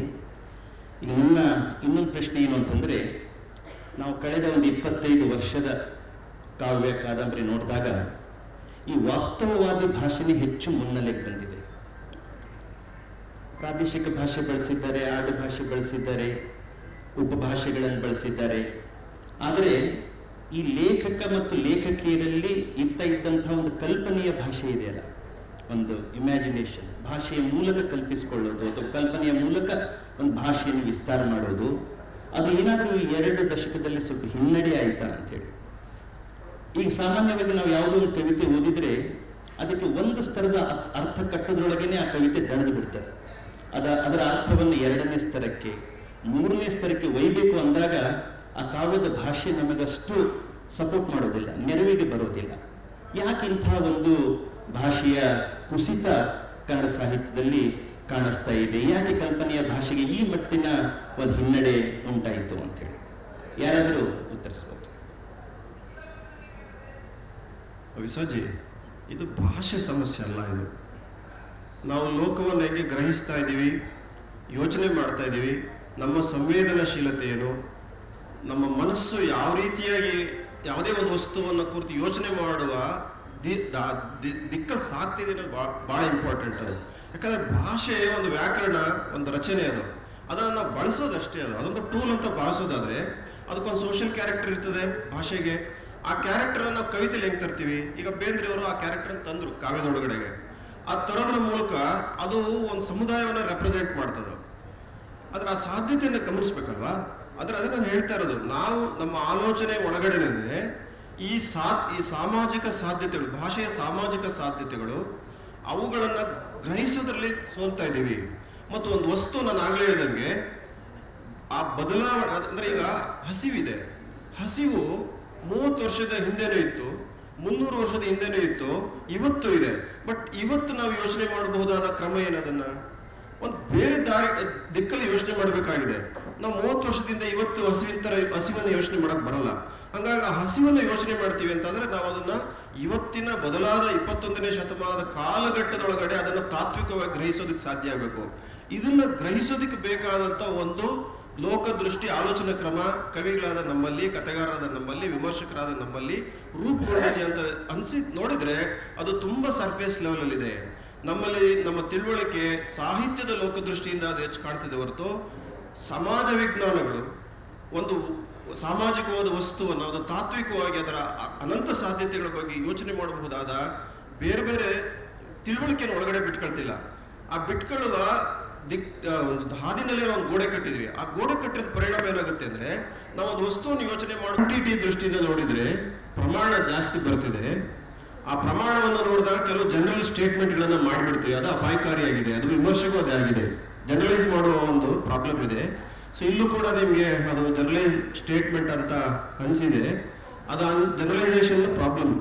ಬಟ್ ಒಂದು ಅದರ ಪ್ರಮಾಣವನ್ನು ಎದುರುಗಡೆ ಇಟ್ಕೊಂಡು ನೋಡಿದಾಗ ನಾವು ಜನರಲ್ ಹೇಳಿಕೆ ಮಾಡೋದು, ಸ್ಪೆಸಿಫಿಕ್ ಆಗಿ ಬಂದಾಗ ಅದು ಆ ಥರದ್ದು ಅಪವಾದಗಳಿದ್ದಾವೆ. ಬಟ್ ಹಂಗೆ ಬಂದಾಗಲೂ ಕೂಡ ಸೊ ಅದರ ಇಷ್ಟೊಂದು ಪ್ರಮಾಣದ ಕಥೆಗಳು, ಕವಿತೆಗಳು ಬಂದಾಗ ಅದರ ಭಾಷಿಕ ಸಾಧ್ಯತೆಗಳು ಎಷ್ಟಿರ್ಬೋದಿತ್ತು ಅಷ್ಟು ಸಾಧ್ಯ ಆಗ್ತಿಲ್ಲ. ಅದು ನೋಡಿದಾಗ ಅದಕ್ಕೆ ಏಕತಾನತೆ ಇದೆ, ಸುಲಭದ ಒಂದು ಸ್ವರೂಪ ಬಂದಿದೆ ಅಂತ ಜನರಲ್ ಸ್ಟೇಟ್ಮೆಂಟ್ ಅಷ್ಟೇ. ಹಂಗಾಗಿ ಅದಕ್ಕೆ ಅಪವಾದವಾಗಿ ವಿಮರ್ಶೆದಲ್ಲೂ ಇದೆ, ಕಥೆಗಳಲ್ಲೂ ಇದೆ, ಕವಿತೆಗಳಲ್ಲೂ ಇದೆ, ಎಲ್ಲ ಕಡೆನೂ ಇದೆ. ನೋಡಿ, ಎಲ್ಲ ಕಾಲದಲ್ಲೂ ನೋಡಿ, ಇಂದಿನಕ್ಕಿಂತ ಈ 50 ವರ್ಷಗಳಲ್ಲಿ ಬರಹಗಾರರೇ ಹೆಚ್ಚಾಗಿದ್ದಾರೆ. ಆ ಕಾಲದಲ್ಲಿ ಬರಹಗಾರರು ಕಡಿಮೆ ಇದ್ರು. ನೀವು ನವೋದಯ, ನವ್ಯ ಅದೆಲ್ಲ ಬಂದರೆ ಕಡಿಮೆ ಇದ್ರು. ಈ ಕಾಲದಲ್ಲಿ ತುಂಬ ಜನ ಬರಹಗಾರರು ಹೊಸ ಇದಕ್ಕೆ ಬಂದಿದ್ದಾರೆ. ಹೊಸ ಬರಹಗಾರರು ಬರುವಾಗ ಹೊಸ ಹೊಸ ಸಂವೇದನೆಗಳನ್ನು ಅವ್ರು ತರ್ತಾರೆ ಸಾಹಿತ್ಯ ಜಗತ್ತಿಗೆ. ಸೊ ಹಾಗಾಗಿ ನಾವು ಹಳೆ ಯಾರ್ಡಿಸ್ಟಿಕ್ಕಲ್ಲಿ ಇವನ್ನ ಅಳೆಯೋಕ್ಕಾಗಲ್ಲ ಅಂತ ನಾನು ಅಂದ್ಕೊಂಡಿದ್ದೀನಿ, ನಾನು ಭಾವಿಸಿದ್ದೀನಿ. In between the lines sir ಹೇಳಿದ್ರಲ್ಲ, ಇನ್ ಬಿಟ್ವೀನ್ ದ ಲೈನ್ಸ್ ಬರಿತಾ ಇರೋರನ್ನ ಇನ್ ಬಿಟ್ವೀನ್ ದ ಲೈನ್ಸ್ ಓದುವಾಗತ್ತೆ ಇದೆಯಲ್ಲ, ಅದನ್ನು ನಾವು ಹೇಳ್ಕೊಡ್ಬೇಕಾಗಿದೆ ಹೊಸ ತಲೆಮಾರಿಗೆ, ಅದನ್ನು ಕಲಿಸ್ಬೇಕಾಗಿದೆ. ಹೇಗೆ ಅಂದರೆ ಖಾಲಿ ಇರೋ ಜಾಗಗಳನ್ನ ಫಿಲ್ ಮಾಡ್ತಾ ಇದ್ದಾರೆ ಎಷ್ಟೋ ಜನ ಆ ಖಾಲಿ ಜಾಗಗಳು ಯಾವುವು ನಾವು ಗುರ್ತಿಸ್ಕೊಂಡಾಗ ಖಾಲಿ ಜಾಗಗಳನ್ನ ತುಂಬಿಸ್ತಾ ಇರೋದು ಏನನ್ನು ತುಂಬಿಸ್ತಾ ಇದ್ದಾರೆ ಅನ್ನೋದನ್ನ ನಾನು ನೋಡೋಕ್ಕಾಗತ್ತೆ. ಅದು ಯಾರ ಅಭಿವ್ಯಕ್ತಿಯಾಗಿ ಬರ್ತಾ ಇದೆ. ಮತ್ತು ನಾನು ಹೆಣ್ಮಕ್ಕಳು ಏನೋ ಲಿಂಗ ಬದಲಾಯಿಸಿ ಪದ ಬಳಸಿದರೆ ಅದು ಹೆಣ್ಮಕ್ಕಳ ಸಂವೇದನೆ, ಇದು ಗಂಡು ಮಕ್ಕಳು, ಅಷ್ಟು ನಿಜವಾಗ್ಲೂ ನಾನು ಆ ಹಂತದಲ್ಲಿ ನಾವು ಮಾತಾಡಿಲ್ಲ. ಯಾಕೆ ಅಂದರೆ ನಮಗೆ ಗೊತ್ತಾಗ್ತದೆ ಲಿಂಗ ಬದಲಾಯಿದ ತಕ್ಷಣ ಏನು ಬದಲಾಗಲ್ಲ ಅನ್ನೋದು. ಮತ್ತೆ ನಮಗೆ ಹೊಸ ಸಂವೇದನೆಯನ್ನು ಸ್ತ್ರೀವಾದದಲ್ಲಿ ಬೇಸಿಕ್ಕಾಗಿ ಕೆಲವು ಆಯಾಮಗಳನ್ನು ಇವರು ವಿಜಯದಲ್ಲಿ ಕಲಿಸಿದ್ರು. ಅನಂತರದಲ್ಲಿ ಗಾಯತ್ರಿಯವರು, ಸುಮಿತ್ರಾಬಾಯಿಯವರು, ಹೊಸ ನಮ್ಮ ಸರಸ್ವತಿಯವರು, ಬೇರೆ ಬೇರೆಯವರು, ನಾನು ಎಲ್ಲ ಸೇರಿ ಭಿನ್ನ ಆಯಾಮಕ್ಕೆ ನಾವು ಕರ್ಕೊಂಡೋಗಿದ್ವಿ ವಿಮರ್ಶೆನ, ನಮ್ಮ ಹೆಣ್ಮಕ್ಕಳ ವಿಮರ್ಶೆಗಳನ್ನು. ಹಾಗಾಗಿ ನಾವು ನೋಡುವಾಗ ಅಲ್ಲಿ ನಿಂತಿಲ್ಲ, ಅವ್ರು ನೋಡ್ತಾ ಇದ್ದ ಇದರಲ್ಲೇ ನಾವು ನಿಂತಿಲ್ಲ, ಅದನ್ನ ಇನ್ನೂ ಮುಂದಕ್ಕೆ ಕರ್ಕೊಂಡೋಗಿದ್ದೀವಿ ನಾವು. ಆ ಕರ್ಕೊಂಡೋಗಿರೋ ಓದನ್ನ ಯಾಕೆ ಓದ್ತಾ ಇಲ್ಲ ಅನ್ನೋದು ಅದು ಬೇರೆ ಚರ್ಚೆ, ಅದು ಬೇರೆ ನೋಡೋಣ. ಆದರೆ ಭಾಷೆನೂ ಕೂಡ ಹೊಸ ಹೊಸ ಸಂವೇದನೆಗಳ ಮೂಲಕ ನಮಗೆ ಕಟ್ಟಲಾಗ್ತಾ ಇದೆ, ಕಟ್ಟಲ್ಪಟ್ಟಿದೆ. ಹಾಗಾಗಿನೇ ಕಟ್ಟಿರುವ ಇವುಗಳಲ್ಲಿ ಭಾಷೆಗಳನ್ನು ನಾವು ಅಧ್ಯಯನ ಮಾಡೋಕ್ಕೆ ಹೊಸ ನಮ್ಮಲ್ಲಿ ಆ್ಯಕ್ಚುಲಿ ವಿಮರ್ಶೆಯಲ್ಲಿ ಭಾಷೆಯನ್ನು ವಿಮರ್ಶೆ ಬಂದ ವಿಮರ್ಶಾ ಕೃತಿಗಳು ಇಲ್ಲ. ಅದು ಒಂದು ನಾವು ನೋಡಬೇಕಾಗಿರೋದು. ಭಾಷೆಯನ್ನು ವಿಮರ್ಶಿಸಿ ಈ ಕವಿತೆ ಮೊದಲು ನಮ್ಗೆ ಹೇಳ್ಕೊಡ್ತಾ ಇದ್ರು, ಏನೋ ಸರ್, ಈ ಪ್ರತಿಯೊಂದು ಈಡಿಯಮ್ನ ಅರ್ಥ, ಇದು ಶೈಲ ಏನದು ಏನು ಹೇಳ್ತಿದ್ವಿ ನಾವು ವಿಮರ್ಶೆಯಲ್ಲಿ ಅದೊಂದು ಪ್ರಕಾರವಾಗಿ ಹೇಳ್ಕೊಡ್ತಿದ್ರು. ಪ್ರತಿ ಪದಕ್ಕೂ ಒಳೆಸುವ ಒಳ ನೋಟುಗಳನ್ನು ಹೇಳ್ತಾ ನಮಗೆ ಪದ್ಯವನ್ನು ಅರ್ಥ ಮಾಡ್ಕೊಳ್ಳಿ. ಪ್ರಾಕ್ಟಿಕಲ್ ಕ್ರಿಟಿಸಿಸಮ್, ಆ ಪ್ರಾಕ್ಟಿಕಲ್ ಕ್ರಿಟಿಸಿಸಮ್ ಹೇಳ್ಕೊಡ್ತಾ ಇದೆ. ಇವಾಗ ಆ ಸಿಲೆಬಸ್ಸಲ್ಲೆಲ್ಲವೆಲ್ಲ ಹೋಗಿವೆ. ಪ್ರಾಕ್ಟಿಕಲ್ ಕ್ರಿಟಿಸಿಸಮ್ ಇಲ್ಲ. ಯಾಕಿಲ್ಲ? ಅವೆಲ್ಲ ಹಳೆವು ಅಂತ ಅನ್ಕೊಂಡಿದ್ದೀವಿ ನಾವು. ಅವನ್ನೆಲ್ಲ ಹೊಸ ದೃಷ್ಟಿಕೋನದಿಂದ ಹೊಸ ಪಠ್ಯಕ್ಕೆ ಅಳವಡಿಸಿ ಮಾಡಬೇಕಾಗಿದೆ ಇವತ್ತಿಗೂ ಕೂಡ. ಆಗ ಮಾತ್ರ ನಮಗೆ ಭಾಷೆಯ ಹೊಸ ರೂಪಗಳು ಏನು ಬಂದಿವೆ ಇವತ್ತು ಸಾಹಿತ್ಯಕ್ಕೆ ಅನ್ನೋದನ್ನು ನಾವು ನೋಡೋಕ್ಕಾಗತ್ತೆ. ನೋಡಿ, ಇಲ್ಲಿ ಒಬ್ಬ ಹೆಣ್ಮಗಳು ಬರೀತಾ, ಹೊಸ ಚೌಕದ ಗೆರೆಗಳನ್ನು ನನ್ನ ಸುತ್ತ ಎಳೆಯುತ್ತಿದ್ದಾರೆ, ಎಚ್ಚರ ಗೆಳತಿ ಎಚ್ಚರ. ಅಂದರೆ ಒಂದು ಚೌಕಾಬಾರದ ಆಟ ಹೇಳ್ತಾ ಇದ್ದಾಳೆ ಅವಳು. ಆದರೆ ಅವಳು ಏನು ಹೇಳ್ತಾ ಇದ್ದಾಳೆ, ನನ್ನ ಹಿಂದೆ ಹೊಸ ಚೌಕಗಳನ್ನು ಎಳಿತಿದ್ದಾರೆ, ನಾನು ಎಚ್ಚರವಾಗಿರಬೇಕು ಅಂತ ಹೇಳ್ತಿದ್ದಾಳೆ. ಅದು ಚೌಕಾಬಾರ ಆಟ ನಮ್ಮ ಹೆಣ್ಮಕ್ಳು ಆಡೋ ಆಟ. ಗಂಡು ಮಕ್ಳು ಆಡಿದರೆ ಯಾಕೋ ಚೌಕಾಬಾರ ಆಡ್ತೀಯ ಹೆಣ್ಮಗುವೇನಂತ ಕೇಳೋ ಕಾಲದಲ್ಲಿ ಇವತ್ತಿಗೂ ಇದ್ದಾರೆ. ಆ ಚೌಕಾಬಾರವನ್ನೇ ಒಬ್ಬ ಗಂಡು ಬರೆದ್ರೆ, ಆ ಚೌಕಾಬಾರವನ್ನೇ ಒಬ್ಬ ಹೆಣ್ಮಗಳು ಬರೆದ್ರೆ ಭಿನ್ನ ಆಗತ್ತೆ ಅನ್ನೋದನ್ನು ನಾನು ಮಾತಾಡೋಕ್ಕೆ ಇಷ್ಟಪಡ್ತಾ ಇದ್ದೀನಿ. ಯಾಕೆ ಅಂದರೆ ಆ ಗೆರೆಗಳು ನಮ್ಮನ್ನು ಹೇಗೆ ತಡೀತವೆ, ನಿಲ್ಲಿಸ್ತವೆ. ಅವು ನಮ್ಮ ಲಕ್ಷ್ಮಣ ರೇಖೆಗಳೇ ಆಗಲಿ ಯಾಕೆ ನಮ್ಮನ್ನು ಕಾಡ್ತವೆ, ಇವತ್ತಿಗೂ ಕಾಡ್ತಾ ಇವೆ. ಆ ಮೀರದೆ ಮಹಿಳಾ ಸಂವೇದನೆ ಅಥವಾ ಸ್ತ್ರೀ ಭಾಷೆ ಕಟ್ಟೋ ವಿಧಾನ ಅಂತ ನಾನು ಭಾವಿಸ್ತೀನಿ. ಸರಿ ಮೇಡಮ್, ಮುಂದಿನ ಪ್ರಶ್ನೆಗೆ ನಾವು ಹೋಗೋಣ. ಈಗ ಮಹಾಂತೇಶ್ ನೌಲ್ಕರ್ ಅವರು ಮಾತಾಡ್ತಾ, ಸೊ ನಾನು ಕೃಷಿಯ ಸಮಸ್ಯೆಗಳು ಇಟ್ಕೊಂಡು ಕಥೆಗಳನ್ನು ಬರಿತಾ ಇದ್ದೆ, ಆದರೆ ಅದಕ್ಕೆ ಬಳಸಿದಂಥ ಭಾಷೆ ಒಂದು 2-3 ಸಂಕಲನಕ್ಕೆ ನನಗೆ ಸ್ವಲ್ಪ ಸಾಕು, ಕ್ಲೀಶೆ ಅನ್ನಿಸ್ತಾ ಇದೆ ಅಂತ ಹೇಳಿದರು. ನಮ್ಮ ಕನ್ನಡದ ಅನೇಕ ಮುಖ್ಯ ಲೇಖಕರ ನಂತರದ ಬರಹಗಳು, ಅನೇಕ ಕೊನೆಯ ಬರಹಗಳು ನೋಡಿದಾಗ ಬಹಳ ಒಂದು ಕ್ಲೀಶೆಯ ಭಾಷೆ ಅಲ್ಲಿರೋದು ನಮಗೆ ಕಾಣಿಸ್ತಾ ಇತ್ತು. ಸುಮ್ಮನೆ ಕೆಲವು ಹೆಸರಿಗೆ ಅವರೆಲ್ಲ ಬಹಳ ಮುಖ್ಯ ಬರಹಗಳನ್ನು ಕೊಟ್ಟಂಥವ್ರೆ. ನೀವು ಗಿರೀಶ್ ಕಾರ್ನಾಡ್ ಅವರ ಕೊನೆಯ ನಾಟಕಗಳನ್ನು ನೋಡಿದಾಗ ಬೆಂದಕಾಳು ರಾಂಟೋಸ್ಟು, ಆ ಭಾಷೆ ಎಷ್ಟು ಕ್ಲೀಶೆಯಾಗಿತ್ತು ಗೊತ್ತಾಗ್ತದೆ. ನೀವು ಅನಂತಮೂರ್ತಿಯವರ ಭವ ಕಾದಂಬರಿ ದಿವ್ಯ ನೋಡಿದಾಗ ಯಾಕೆ, ಆಮೇಲೆ ಇವನ್ ಸಿದ್ಲಿಂಗಿ ಅವರ ಕೊನೆ ಕವಿತೆಗಳು ನೋಡಿದಾಗಲೂ ಕೂಡ ಭಾಷೆ ಒಂದು ಸ್ವಲ್ಪ ಕ್ಲೀಶೆ ಥರ ಅನ್ನಿಸ್ತಾ ಇತ್ತು. ನಾವೇ ಬೆಳೆಸಿದ ಕೆಲವು ಮೆಟಫರ್ಗಳು ನಮಗೆ ಕ್ಲೀಶೆಯಾಗಿ ಕಾಣಲಿಕ್ಕೆ ಕಾಣ್ತವೆ. ಇಲ್ಲಿ ನಮ್ಮ ಹಿರಿಯ ಕವಿಗಳಾದಂಥ SG ಸಿದ್ದರಾಮಯ್ಯ ಸರ್ ಕೂಡ ಇದ್ದಾರೆ. ಒಂದು ಸೆಮಿನಾರ್ನಲ್ಲಿ ಅವರು ತಮ್ಮ ಕಾವ್ಯದ ಮೂಲ ಧಾತುವಿನ ಬಗ್ಗೆ ಮಾತಾಡ್ತಾ ಇದ್ದಾರೆ, ನೆಲಮೂಲದ ಕಾವ್ಯ ಅಂತ ಹೇಳಿ. ಅನೇಕ ಸಲ ಅದನ್ನು ಬಳಸಿದ್ರು, ನೆಲಮೂಲದ ಕಾವ್ಯ. ನಾನು ಅದನ್ನು ಏನು ಮಾಡ್ತಿದ್ದೆ, ನೆಲಮೂಲದ ಕಾವ್ಯ ಅಂತೇಳಿ. ಎದುರುಗಡೆ ಚಂಪಾ ಅವರು ಕೂತಿದ್ರು. ಅವರು ನಂದೊಂದು ಪ್ರಶ್ನೆ ಇದೆ ಅಂತ ಹೇಳಿ ಅಂದರು ಸಿದ್ದರಾಮಯ್ಯ ಅವರಿಗೆ. ಸರ್ ಕೇಳಿ ಅಂತಂದ್ರು. ನೀವು ಆವಾಗಿನಿಂದ ನೆಲಮೂಲದ ಕಾವ್ಯ ನೆಲಮೂಲದ ಕಾವ್ಯ ಅಂತ ಹೇಳ್ತಾ ಇದ್ದೀರಲ್ಲ, ಈ ನೆಲಮೂಲದ ಕಾವ್ಯದಲ್ಲಿ ರಿಯಲ್ ಎಸ್ಟೇಟ್ನವರು ಬರ್ತಾರೆ ಏನೋ ಅಂತ ಕೇಳಿದ್ದಾರೆ. ಯಾಕಂದ್ರೆ ಅವ್ರ ವ್ಯವಹಾರ ಎಲ್ಲನೂ ಕೂಡ ನೆಲಮೂಲನೇ ಇಲ್ಲ. ಯಾಕೆ ಮೆಟಾಫರ್ಗಳು ಕ್ಲೀಶೆ ಅನ್ನಿಸ್ತದೆ, ಬರಹಗಾರರ ಭಾಷೆ ಕ್ಲೀಶೆ ಅನ್ನಿಸ್ತದೆ? ಈ ಒಂದು ನಾವು ಹೇಳ್ಬೋದು, ಅವರ ಸಂವೇದನೆಯಲ್ಲಿ ಏನೋ ಸ್ವಲ್ಪ ಬಿರುಕುಂಟಾಗಿರ್ಬೋದು, ಅಥವಾ ಗ್ರಹಿಕೆಯ ಕ್ರಮದಲ್ಲಿ ಕೆಲವು ಸಮಸ್ಯೆ ಇರ್ಬೋದು ಅಂತ ಹೇಳಿ. ಆಸ್ ಎ ಲಿಂಗ್ವಿಸ್ಟ್, ಭಾಷಾ ವಿಜ್ಞಾನಿಗಳಾಗಿ ಯಾಕೆ ಬಹಳ ಮಹತ್ವವನ್ನು ಕೊಟ್ಟಂತ ಅನೇಕ ಬರಹಗಾರರ ಭಾಷೆ ಬರ್ತಾ ಬರ್ತಾ ಕ್ಲೀಶೆ ಆಗ್ತದೆ ಅಂತೇಳಿ ಏನು ಕಾರಣ ಇರಬಹುದು ಅಂತದಕ್ಕೆ? ಭಾಷಾ ವಿಜ್ಞಾನಿ ಅಂತ ಪಟ್ಟ ಬೇಡ, ನಾನು ಒಬ್ಬ ಭಾಷಾಶಾಸ್ತ್ರವಾದ ತಿಳುವಳಿಕೆ ಹಿನ್ನೆಲೆಯಲ್ಲಿ ಅದನ್ನು ಒಂದು ವಿಶ್ಲೇಷಣೆ ಮಾಡ್ಬೋದು. ನಮ್ಮ ಗ್ರಹಿಕೆ ಬೇರೆ ಆದಾಗ ಅಥವಾ ನಮ್ಮ ಅನುಭವ ಪಲ್ಲಟವಾದಾಗ ಅದನ್ನು ನಿರೂಪಿಸುವ ನುಡಿಗಟ್ಟು ಕೂಡ ಬೇರೆ ಆಗಬೇಕು.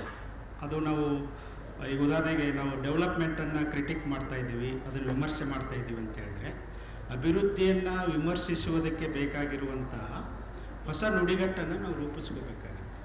ಅಭಿವೃದ್ಧಿಯ ಭಾಷೆಯಲ್ಲೇ ಅಭಿವೃದ್ಧಿಯನ್ನು ವಿಮರ್ಶೆ ಮಾಡಿದಾಗ ಏನಾಗುತ್ತೆ ಅಂದರೆ ಅದು ಕ್ಲೇಶ ಆಗುತ್ತೆ ಅಥವಾ ಅದು ಸವಕಲು ಆಗುತ್ತೆ, ಮತ್ತು ಅದಕ್ಕೆ ಅಂಥ ಒಂದು ವೈಚಾರಿಕ ನೋಟ ಇರೋದಕ್ಕೆ ಸಾಧ್ಯ ಇಲ್ಲ. ಹಾಗಾಗಿ ನಾನು ಮಹಾಂತೇಶ್ ಅವರ ಕಥೆಗಳನ್ನು ಎಲ್ಲ ಆಲ್ಮೋಸ್ಟ್ ಓದಿದ್ದೀನಿ. ನಾನು ಅಂದರೆ ಮೊದಲಿಂದ ಕೊನೆಯವರೆಗೆಲ್ಲ ಓದಿದ್ದೀನಿ ಅಂತಲ್ಲ, ಬಹುತೇಕ ಕಥೆಗಳನ್ನು ಓದಿದ್ದೀನಿ.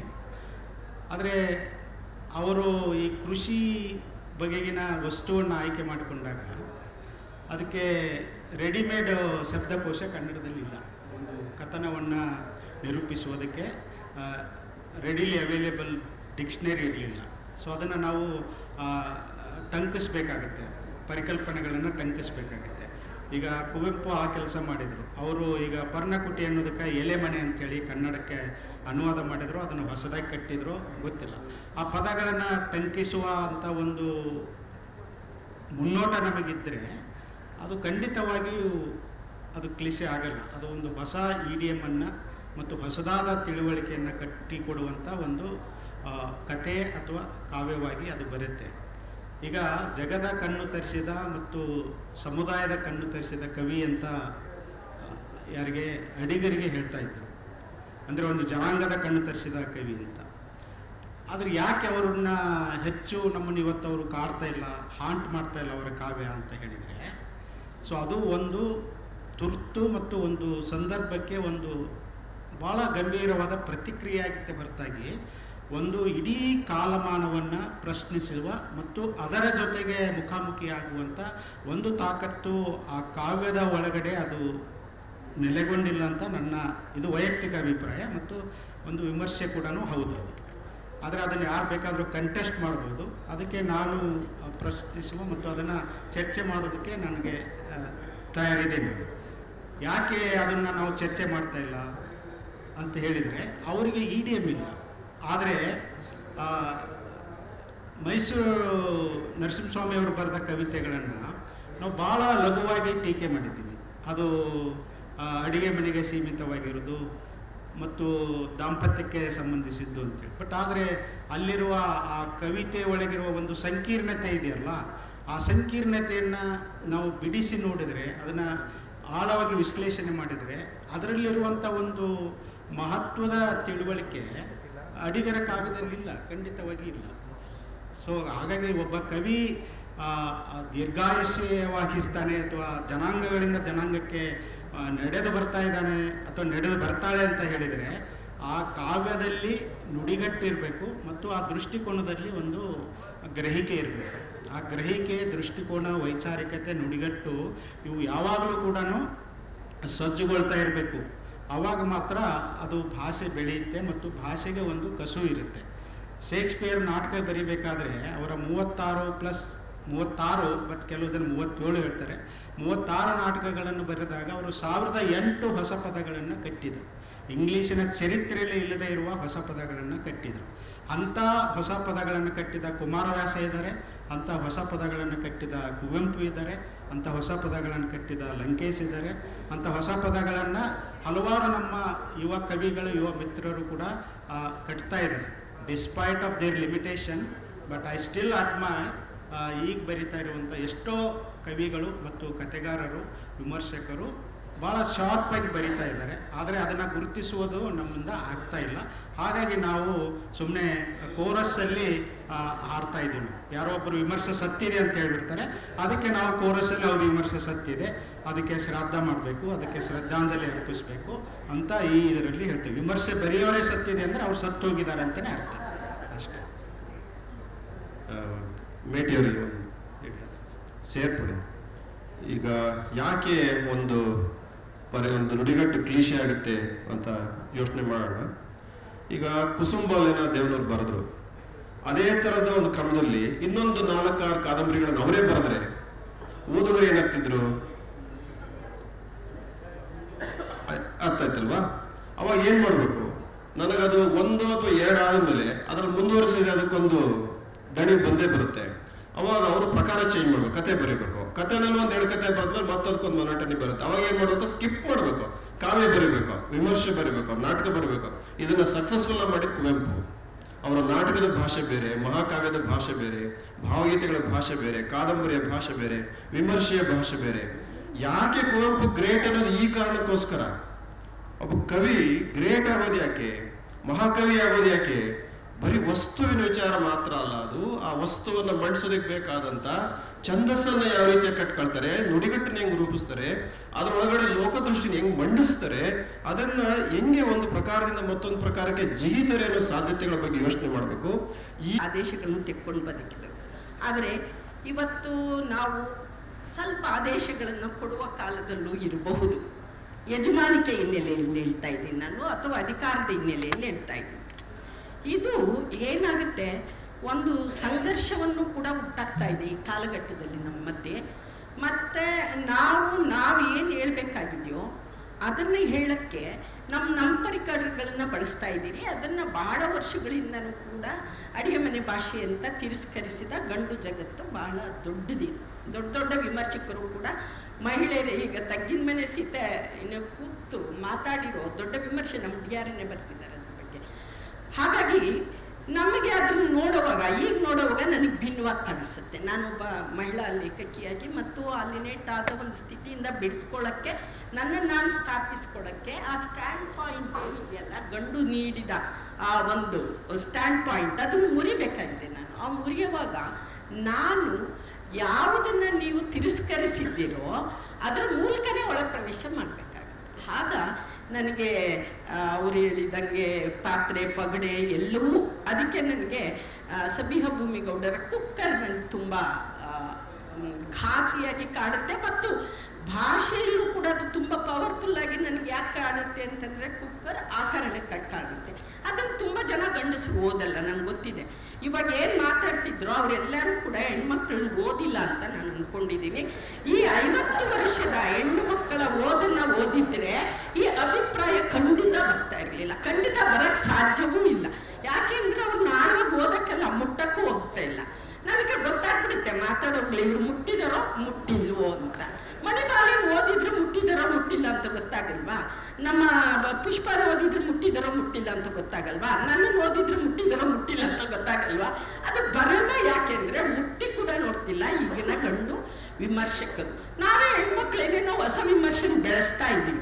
ಯಾಕೆ ಬೆಳೆಸ್ಬೇಕಂದ್ರೆ ಅದು ನಮ್ಮದು ಕಾಲದ ತುರ್ತು. ನಾವು ಕೂಡ ಇನ್ಕ್ಲೂಸಿವ್ ಆಗಿ, ನಿಮ್ಮನ್ನು ನಾವು ಎಷ್ಟು ವರ್ಷದಿಂದ ಇನ್ಕ್ಲೂಸಿವ್ ಆಗಿ ನೋಡಿದ್ದೀವಿ, ನಮ್ಮನ್ನು ನೀವು ಇನ್ಕ್ಲೂಸ್ ಮಾಡ್ಕೊಳ್ಳೋಕ್ಕೆ ರೆಡಿ ಇಲ್ಲ ಅಂದರೆ ನಾವು ದೊಡ್ಡ ಧ್ವನಿಯಲ್ಲಿ ಕೇಳಬೇಕಾಗುತ್ತೆ, why you are talking like this. ನೀನು ಈ ಕಾಲದ ಸಾಹಿತ್ಯ ಓದಿಲ್ಲ. ಈಗಿನ ಹೊಸ ಹುಡುಗರು ಬರೀತಾರೆ.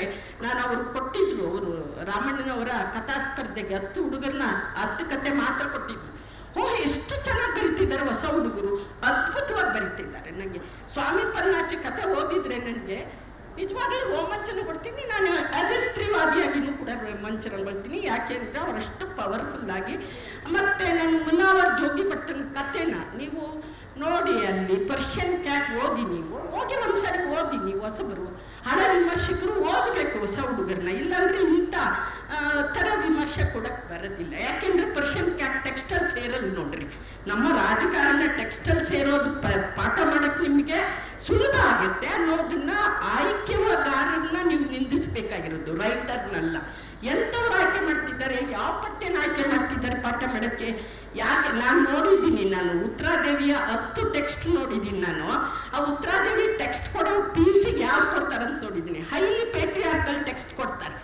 ಆದರೆ ನಮ್ಮ ಆಡಿರೋ ಉತ್ತರಾದೇವಿಯಲ್ಲಿ ಎಷ್ಟು ಫೆಮಿನಿಸ್ಟ್ ಟೆಕ್ಸ್ಟ್ ಅದು. ಸಂಗಾತಿ ಬಾರೆ ಸಾಧು ಮಣಿಯ ಬಾರೆ, ಸಂಗಾತಿ ಸೋತಾರೆ ಅಂಗೈಯಲ್ಲಿ ಹಿಡಿಯನ, ಜಂಬು ನೇರಣ ಉಣಿಸನ, ಸಂಗಾತಿ ನಿನ್ನ ಹೂವ ಬರೆಸೇನ. ಇಂಥ ಜನಪದ ಹಾಡುಗಳನ್ನ ಕೇಳಿ ಬೆಳೆದವಳು ನಾನು. ಮತ್ತು ಜನಪದ ಟೆಕ್ಸ್ಟ್ಗಳನ್ನ 360 ಓದಿದವಳು. ಹೇಗೆ ಹೆಣ್ಮಕ್ಳು ಭಾಷೆ ಬಳಸ್ತಾರೆ ಹಾಡುಗಾರ್ತಿರು ಅನ್ನೋದನ್ನ ನಂಗೆ ಅರ್ಥ ಆಗಿದೆ. ಹಾಗಾಗಿನೇ ಹೆಣ್ಮಕ್ಳು ಭಾಷೆನ ಬಹಳ ವಿಶಿಷ್ಟವಾಗಿ ಬಳಸ್ತಾರೆ. ರಾಮಾಯಣದಲ್ಲಿ ಶೂರ್ಪನಖಿನ ಬಿಂಬಿಸ್ತಾ ಒಬ್ಬ ಹಾಡುಗಾರ್ತಿ ಹೀಗೆ ರಾವಣನ ಕಿತ್ತು ಬಿಸಾಕ್ತಾಳೆ. ಅವಳು ಸೀತೆನ ಮೇನ್ ಶ್ರೀಮಂತ ತಂದು ಹೇಗೆ ಈ ಹೆಣ್ಣು ಮಗಳ ನೋವು ನಮ್ಮ ನೋವು ಅಂತ. ನೀವು ಇದನ್ನ ನೋಡದೆ ಹೋದರೆ ನಮಗೆಲ್ಲ ಹಸಿ ಕಾಣಿಸುತ್ತೆ, ಎಲ್ಲ ಸುಲಭದ ಭಾಷೆ ಬಳಸ್ತಾ ಇದ್ದಾರೆ ಅನಿಸುತ್ತೆ. ಇಲ್ಲ, ಭಾಷೆನ ಯಾರು ಸುಲಭವಾಗಿ ಹೆಣ್ಮಕ್ಳು ಬಳಸ್ತಾನೇ ಇಲ್ಲ, ಮತಿಸಿ ಬಳಸ್ತಾ ಇದ್ದಾರೆ ಅಂತ ನಾನು ತುಂಬ ಸರಿ ನಂಗೆ ಅನಿಸಿದೆ. ಮತ್ತು ಇನ್ನು ಗಂಡು ಮಕ್ಕಳು ಕೂಡ ಮತಿಸಿ ಬಳಸ್ತಾ ಇದ್ದಾರೆ. ಹೊಸ ಸಂಕಲನಗಳು ನೀವು ನೋಡಿದರೆ, ಮೊನ್ನೆ ನನಗೆ ತೊಗಾಡಿ ರಾಮಯ್ಯ ಅವರದ್ದು ಜಾಲಗಿರಿ ಓದ್ತಾ ಇದ್ದೆ ನಾನು.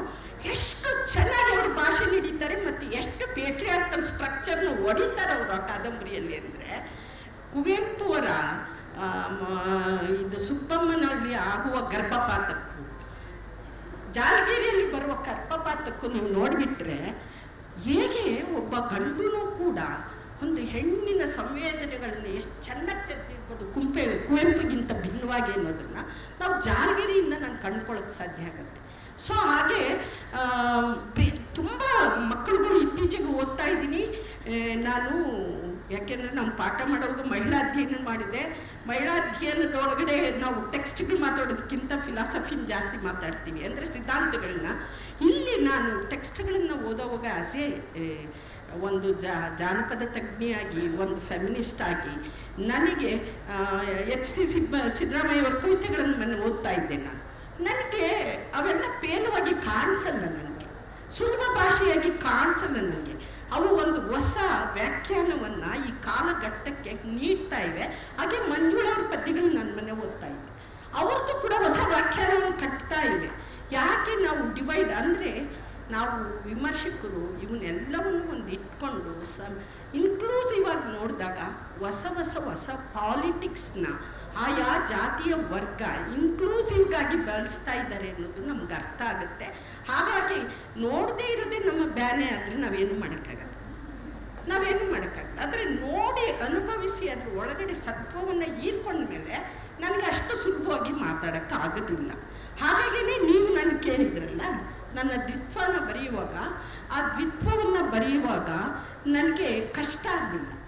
ನಾನು ಒಂದು ಪ್ರಾದೇಶಿಕ ಕೋಲಾರದ ಭಾಷೆಯನ್ನು ಬಳಸ್ತಾ ನನಗೆ ಎದುರಾಗುವ ಪಿತೃಪ್ರಧಾನತೆಯನ್ನು ಹೇಗೆ ನಾನು ನಿರಚನೆಗೊಳಿಸ್ಕೊಳ್ತಾ ಹೋಗ್ತೀನಿ ಅನ್ನೋದು ಒಂದು ಆಯಾಮ. ಆದರೆ ಒಂದು ಭಾಷೆಯಲ್ಲೂ ಕೂಡ ಒಂದು ಡೈಕಾಟಮಿ ಇದೆ. ಭಾಷೆ ಬಳಸೋದ್ರಲ್ಲೂ ಕೂಡ ಯಾವ ವರ್ಗಕ್ಕೆ ಯಾವ ಭಾಷೆ, ಯಾವ ಜಾತಿಗೆ ಯಾವ ಭಾಷೆ. ನಾವು ಕುವೆಂಪನ್ನು ಕೂಡ ನೋಡ್ಬೋದು. ನೀವು ಮಲೆಯಾಳಗಳಲ್ಲಿ ಮದುಮಗಳು ಪಿಂಚುಗೆ ಅವ್ರಿಗೆ ಬಳಸೋವಾಗ, ಒಬ್ಬ ಚಂದ್ರಣ್ಣಂಗೆ ಇವ್ರಿಗೆ ಬಳಸೋವಾಗ, ನೀವು ಬಳಸುವ ಪದಗಳು, ಹೆಣ್ಣನ್ನು ಬಳಸುವಾಗ ಪದ ಬಳಕೆ, ಗಂಡನ್ನು ಬಳಸುವಾಗ ಪದ ಬಳಕೆ, ಅಧಿಕಾರಿಯನ್ನು ಬಳಸುವಾಗ ಪದ ಬಳಕೆ, ಒಬ್ಬ ದುಡಿಯುವ ಕಾರ್ಮಿಕನ ಬಳಸುವಾಗ ಪದ ಬಳಕೆ, ಇವುಗಳು ಯಾವ ಸ್ಟ್ರಕ್ಚರನ್ನು ಹೇಳ್ತಿದ್ದೇವೆ? ಹೋಲ್ ನಮ್ಮ ಸೋಷಿಯಲ್ ಸ್ಟ್ರಕ್ಚರ್ನ ಹೇಳ್ತಿದ್ದೇವೆ. ಆ ಸ್ಟ್ರಕ್ಚರ್ ನಾವು ಡಿಕನ್ಸ್ಟ್ರಕ್ಟ್ ಮಾಡ್ತಾ ಇದ್ದೀವ ಮತ್ತು ಗಟ್ಟಿಗೊಳಿಸ್ತಾ ಇದ್ದೀವ ಅನ್ನೋದು ವಿಮರ್ಶಕರು ವ್ಯಾಖ್ಯಾನ ಮಾಡಬೇಕಾಗಿರೋ ನಮ್ಮ ಕೆಲಸ ಅಂತ ನಾನು ಅಂದ್ಕೊಂಡಿದ್ದೀನಿ. ಆ ದೃಷ್ಟಿಯಿಂದ ನಾನು ಏಕಕಾಲದಲ್ಲೂ ಫೆಮಿನಿಸ್ಟು ಹೌದು, ಏಕಕಾಲದಲ್ಲಿ ನಮ್ಮ ಜಾನಪದ ತಜ್ಞನೂ ಹೌದು, ನಾನು ಒಬ್ಬಳು ವಿಮರ್ಶಕರು ಹೌದು. ಹಾಗೆ ನಾನು ಸಂವೇದನಶೀಲ ಬರಹಗಾರ್ತಿಯಾಗಿಯೂ ನಾನು ಒಂದು ಭಾಷೆ ನೋಡ್ತಾನೆ ನಾನು ಬೇರೆಯವ್ರನ್ನೂ ಹಾಗೆ ಓದ್ತೀನಿ, ನನ್ನನ್ನು ನಾನು ಹಾಗೆ ಓದ್ಕೋತೀನಿ. ನನ್ನ ಒಳಗಡೆ ಕಣ್ಣಲ್ಲಿರುವ ಇದನ್ನು ನಾನೇ ಮುರ್ಕೋಬೇಕು. ಆಮೇಲೆ ರಾಯಮ್ಮ ಹೇಳ್ದಂಗೆ ನಾವು ಬಹಳ ನಾನು ಸುಪೀರಿಯರ್ ವಿಮರ್ಶಕ ಅಂದ್ಕೊಂಡ್ರೇ ಇಂಥದ್ದು ವ್ಯಾಖ್ಯಾನ ಬಂದಿರುತ್ತೆ. ರೈಟರ್ ಒಬ್ಬರು ಸುಪೀರಿಯರ್ ಅಂದ್ಕೊಂಡ್ರೇ ಅವ್ರ ಭಾಷೆ ಮುಳುಗೋಗುತ್ತೆ. ಅದಲ್ಲ, ಅದು ತಟಸ್ಥವಾಗಿ ಕೂತು ಒಂದು ಇನ್ಕ್ಲೂಸಿವ್ ಆಗಿ ನೋಡುವ ಭಾಷಾ ಪರಿಕರವನ್ನು ಬಹಳಷ್ಟು ಅರಗಿಸಿಕೊಂಡ ಹೆಣ್ಣು ಮಕ್ಕಳ ಬರಹಗಳು ನನಗೆ ಇತ್ತೀಚೆಗೆ ತುಂಬ ಖುಷಿ ಕೊಟ್ಟಿವೆ. ಮತ್ತು ಅವು ಖುಷಿ ಕೊಡ್ತಾವೆ, ಮುಂದೆನೂ ಅಂಥ ಬರಹಗಾರ್ತಿರು ಬರ್ತಾರೆ ಅನ್ನೋ ನಂಬಿಕೆ ನನಗೆ ತುಂಬ ಇದೆ. ನಾನು ಅವ್ರಿಗೆ ಹೇಳ್ತಾ ಇದ್ದೆ, ಅಲ್ಲೇ ಮಾತಾಡ್ತಾ, ಕೊಟ್ಗಾನಹಳ್ಳಿ ರಾಮಣ್ಣ ಹೇಳಿದರು, ನನಗೆ ಭರವಸೆ ಹೋಗಿದೆ ಮುಂದಿನ ಬರಹಗಾರರ ಬಗ್ಗೆ ಅಂತ. ರಾಮಣ್ಣವರ ಪ್ರಶಸ್ತಿ ನಾನು ಹೇಳಿದೆ, ಇಲ್ಲ, ನನಗೆ ಹೆಚ್ಚಾಗಿದೆ, ಭರವಸೆ ಹೆಚ್ಚಾಗಿದೆ. ಯಾಕೆ ಅಂದರೆ ನಾನು 10 ಸಂಕಲನಗಳು ಓದುವಾಗ ನನಗೆ ಆ ಭರವಸೆ ಹೆಚ್ಚಾಗಿದೆ. ಹೊಸಬರು ಹೊಸ ಹೊಸ ಪಲುಕುಗಳನ್ನು ಬಳಸ್ತಾ, ಹೊಸ ಹೊಸ ಸಂವೇದನೆಗಳನ್ನು ಕೊಳಿಸ್ತಾ, ಹೊಸ ಹೊಸ ರಾಜಕೀಯ ಪ್ರಜ್ಞೆಯನ್ನು ನಮ್ಮ ಕನ್ನಡ ಸಾಹಿತ್ಯ ಲೋಕಕ್ಕೆ ಸೇರಿಸ್ತಾ ಇದ್ದಾರೆ ಅಂತ ನಾನು ಭಾವಿಸಿದೆ. ಮೇಡಮ್ ಅವರ ಹೇಳಿದ್ದಕ್ಕೆ ಪ್ರತಿಕ್ರಿಯೆ ಅಲ್ಲ ಇದು, ಅವರ ಹೇಳಿದ ಮಾತಿಗೆ ಇನ್ನೊಂದಷ್ಟು ಪೂರಕವಾಗಿ ಕೆಲವು ಸಂಗತಿಗಳನ್ನು ಹೇಳಬೇಕು. ಈಗ ಅವರು ಹೆಣ್ಣು ಭಾಷೆ ಬಗ್ಗೆ ಮಾತಾಡಿದರು.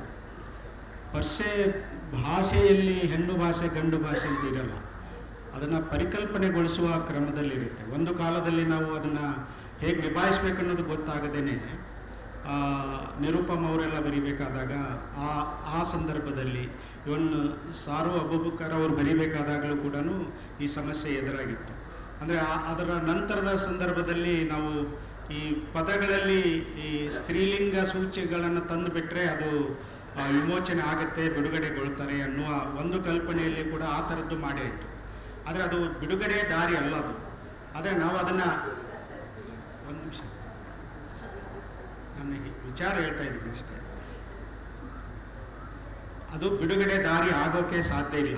ನಾವು ಬಿಡುಗಡೆ ಬೇಕಾಗಿರುವಂಥ ಒಂದು EDM ಅನ್ನು ಕಟ್ಕೊಳ್ಳದೆ ಹೋದರೆ, ಈಗ ಉದಾಹರಣೆಗೆ ವಿಜಯ ದಬ್ಬೆ ಅವರು ಆ ಥರದ ಚರ್ಚೆಯನ್ನು ಸ್ವಲ್ಪ ಬೆಳೆಸಿದರು. ಅದರ ನಂತರ ಸ್ತ್ರೀವಾದ ವಿಮರ್ಶೆ ಮತ್ತು ಸ್ತ್ರೀವಾದ ಚಿಂತನೆಯನ್ನು ತುಂಬ ಜನ ಚರ್ಚೆ ಮಾಡಿದ್ದಾರೆ. ಕನ್ನಡದಲ್ಲಿ ತುಂಬ ಜನ ಚರ್ಚೆ ಮಾಡಿದ್ದಾರೆ, ತುಂಬ ಜನ ಅದರ ಬಗ್ಗೆ ವಿಶ್ಲೇಷಣೆ ಮಾಡಿದ್ದಾರೆ.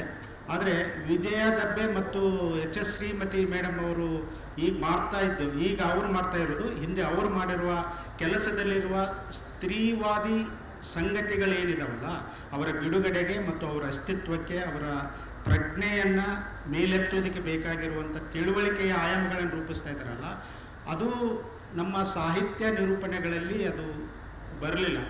ಹಾಗಾಗಿ ನಾವು ಚರ್ಚೆ ಮಾಡಬೇಕಾದಾಗ ಸ್ತ್ರೀ ಸೂಚಿ ಪದ ಬಳಸಿಬಿಟ್ರೆ ಅದು ಸ್ತ್ರೀ ಭಾಷೆ ಆಗುತ್ತೆ ಅಥವಾ ಹೆಣ್ಣು ಭಾಷೆ ಆಗುತ್ತೆ ಅನ್ನುವ ಒಂದು ಮೌಢ್ಯವೂ ಕೂಡ ನಮ್ಮಲ್ಲಿ ಆವರಿಸಿಕೊಂಡಿದೆ ಅಂತ ನನಗೆ ಅದು ಭಾಳ ಗಟ್ಟಿಯಾಗಿ ಅನ್ನಿಸ್ತಾ ಇದೆ. ಆ ಕಾರಣದಿಂದ ನಾವು ಈಗ ಅವರು ಹೇಳಿದ್ರಲ್ಲ, ಕೋಲಾರದ ಪ್ರಾದೇಶಿಕ ಭಾಷೆಯನ್ನು, ಆ ಕೋಲಾರದ ಪ್ರಾದೇಶಿಕ ಭಾಷೆಯಲ್ಲಿ ಎರಡೂ ಇದ್ದಾವೆ. ಆ ಪೇಟ್ರಿಯಾರ್ಕಿಯನ್ನು ಪ್ರತಿಪಾದಿಸುವ ಭಾಷೆಯೂ ಇದೆ ಮತ್ತು ಅದನ್ನು ಡಿಕನ್ಸ್ಟ್ರಕ್ಟ್ ಮಾಡುವ, ಅದಕ್ಕೆ ಎದುರಾದ ನಿರೂಪಣೆಗಳನ್ನು ಮಂಡಿಸುವ ಭಾಷೆಯೂ ಕೂಡ ಇದೆ. ಆದರೆ ಇವರು ಬಳಸುವಾಗ ಅದಕ್ಕೆ ಎದುರಾದ ನಿರೂಪಣೆಯನ್ನು ಬಳಸಿದಾಗ ಒಂದು ಹೆಣ್ಣು ಭಾಷೆಯ ನಿರೂಪಣೆಯನ್ನು ಗಟ್ಟಿಗೊಳಿಸುವುದಕ್ಕೆ ಮತ್ತು ಅದನ್ನು ಪ್ರತಿಪಾದಿಸುವುದಕ್ಕೆ ಬೇಕಾಗಿರುವ ಒಂದು ಲಿಂಗ್ವಿಸ್ಟಿಕ್ EDM ಅಥವಾ ಒಂದು ಐಡೆಂಟಿಟಿಯಲ್ಲಿ ಸ್ಪಷ್ಟವಾಗಿ ಅನಾವರಣಗೊಳ್ಳುತ್ತೆ ಅಂತ ನನಗನ್ನಿಸುತ್ತೆ. ಹಾಗಾಗಿ ನಾನು ದಲಿತ ಆತ್ಮಕಥನಗಳ ಬಗ್ಗೆ ಮಾತಾಡುವಾಗ ಯಾಕೆ ಹೇಳಿದೆ ಅಂತ ಹೇಳಿದರೆ, ಒಂದು ವಾಸ್ತವದ ಅನುಭವವನ್ನು ಒಂದು ಕಲಾತ್ಮಕವಾಗಿ ಬಿಂಬಿಸೋದು ಮಾತ್ರವಲ್ಲ, ಅದನ್ನು ಸಮಾಜಕ್ಕೆ ಒಂದು ಭಿನ್ನ ದೃಷ್ಟಿಕೋನದ ನೆಲೆಯಲ್ಲಿ ಅಸ್ಪೃಶ್ಯತೆಯ ಪ್ರಶ್ನೆಗಳನ್ನು ಮತ್ತು ಅಪಮಾನದ ಪ್ರಶ್ನೆಗಳನ್ನು ಮುಂದಿಟ್ಟಾಗ ನಮಗೆ ಆ ಭಾಷೆ ಮತ್ತು ಅದರ EDM ಎಷ್ಟು ನಿಚ್ಚಳವಾಗಿತ್ತು ಅನ್ನೋದು ನಮಗೆ ಕಾಣಿಸ್ತಾ ಇದೆ. ವಿಮರ್ಶೆ ಅವಾಗ ಸೋತು ಹೋಗಿತ್ತು. ಕುಸುಮ ಬಾಲಿಯನ್ನು ವಿಶ್ಲೇಷಣೆ ಮಾಡೋಕ್ಕಾಗಲಿಲ್ಲ, ನಮಗೆ ಮದುಮಗಳನ್ನು ಕೂಡ ವಿಶ್ಲೇಷಣೆ ಮಾಡೋಕ್ಕಾಗಲಿಲ್ಲ. ಯಾಕೆ ಅಂತ ಹೇಳಿದರೆ ನಮ್ಮ ವಿಮರ್ಶೆಯ ಪರಿಕರಗಳು ಅಷ್ಟು ಕಾಲದಿಂದ ಕಾಲಕ್ಕೆ ಸಜ್ಜುಗೊಳ್ತಾ ಇಲ್ಲ, ಅವು ಅಷ್ಟು ತೀಕ್ಷ್ಣವಾಗ್ತಾ ಇಲ್ಲ. ಅದು ವಿಮರ್ಶೆಯ ಸೋಲನ್ನು ಕೂಡ ನಾವು ಏನು ಮಾಡಿದ್ದೀವಿ ಅಂದರೆ ನಿರೂಪಣೆಯ ಸೋಲನ್ನಾಗಿ ಪರಿಭಾವಿಸುವ ಮತ್ತು ಬದಲಾಯಿಸುವ ಒಂದು ಹುನ್ನಾರವು ಕೂಡ ಅಲ್ಲಿ ನಡೀತಾ ಇದೆ. ಸೊ ಹಾಗಾಗಿ ಅವರ ಆ ಸಾತ್ವಿಕ ಆಕ್ರೋಶಕ್ಕೆ ನನ್ನ ಬೆಂಬಲ ಖಂಡಿತ ಇದೆ. ಮೇಡಮ್ ಅವರ ಒಂದು ಮಾತಿಗೆ ಪ್ರತಿಕ್ರಿಯೆ. ಅವರು ಮುನವರ್ ಜೋಗಿಬೆಟ್ಟು, ಸ್ವಾಮಿ ಪೊನ್ನಾಚಿ ಅವರ ಕಥೆಗಳ ಬಗ್ಗೆ ಪ್ರಸ್ತಾಪ ಮಾಡಿ ಅಂಥವ್ರು ಓದಬೇಕು ಅಂತ. ಮೇಡಮ್ ಅವುಗಳನ್ನು ಓದಿದ್ದೀನಿ. ಒಂದು ಪ್ರಶಸ್ತಿಗೆ ಆ ಪುಸ್ತಕಗಳು ಬಂದಿದೆ ಇಬ್ಬರದ್ದು. ಅದರ ತೀರ್ಪುಗಾರ ನಾನಿಯಾಗಿ ಮುನವರ್ ಸಂಕಲನಕ್ಕೆ ಪ್ರಶಸ್ತಿಯನ್ನು ಶಿಫಾರಸು ಮಾಡಿದೆ. ಪ್ರಶಸ್ತಿ ಬಂತು. ಅದನ್ನು ಕುರಿತು 1 ತಾಸು ಮಾತಾಡಿದೆ. ಭಾಳ ಒಳ್ಳೆ ರೆಫರೆನ್ಸ್. ಅದೇ ಪ್ರಶ್ನೆ ಇರೋದು, ಆ ಥರ ಸಾಕಷ್ಟು ನಾವು ಓದಿದ್ದೀವಿ, ಬಟ್ ಕನ್ನಡದಲ್ಲಿ ಒಂದು ಎಚ್ಚರ ಇವತ್ತು ಬರೆಯೋರಿಗಿದ್ರೆ 10 ಕಥೆ ಬರೆದ ಮೇಲೆ ನಾವು ಒಂದು ಕಾದಂಬರಿ ಬರೆಯೋಣ, ಆಮೇಲೆ ಒಂದು ಕವಿತೆ ಬರೆಯೋಣ, ನಾಟಕ ಬರೆಯೋಣ, ಎಲ್ಲಕ್ಕಿಂತ ಮುಖ್ಯ ವಿಮರ್ಶೆ ಬರೆಯೋಣ. ವಿಮರ್ಶೆ ಬರೆದ್ರೆ ಕಥೆಗಾರರಿಗೆ, ಕವಿಗಳಿಗೆ ನಾನೇನು ತಪ್ಪು ಮಾಡಿದ್ದೀನಿ, ನನ್ನ ನೆರೆಯವರಿಗೆ ನನ್ನ ಸರೀಕರು ಏನು ತಪ್ಪು ಮಾಡಿದೆ ಅಂತ ಎಚ್ಚರ ಬರುತ್ತೆ. ಅದು ಮುಂದಿನ ರಚನೆಯಲ್ಲಿ ಅವರೇ ಸೆಲ್ಫ್ ಕ್ರಿಟಿಕ್ ಆಗಿರ್ತಾರೆ, ತಿದ್ಕತ್ತಾರೆ. ಅಂದ್ರೆ ತಮ್ಮನ್ನು ತಾವು ತಿದ್ಕೊಳ್ಳೋಕೆ ಸಾಧ್ಯ ಆಗುತ್ತೆ. ಕುವೆಂಪು ಮಾಡಿದ್ರು, ಬೇಂದ್ರೆ ಅವರು ಮಾಡಿದ್ರು. ಸೊ ಹಂಗಾಗಿ ಈ ದಣಿವು, ಈ ಕ್ಲೀಶೆಯಾಗಿ ಬದಲಾಗೋದನ್ನ ಗುರುತಿಸಿ ಅದಕ್ಕೆ ಜಿಗಿತ ಮಾಡುವ ಒಂದು ಸಾಹಸವನ್ನ ದೊಡ್ಡ ಲೇಖಕರು ಮಾಡ್ತಾರೆ ಅಂತ ಎಚ್ಚರ ಬೇಕಷ್ಟೆ. ಮತ್ತೆ ಬಹುಶಃ ಮುಗಿಸ್ಬಿಡ್ಬೋದು ಅನ್ನಿಸ್ತದೆ.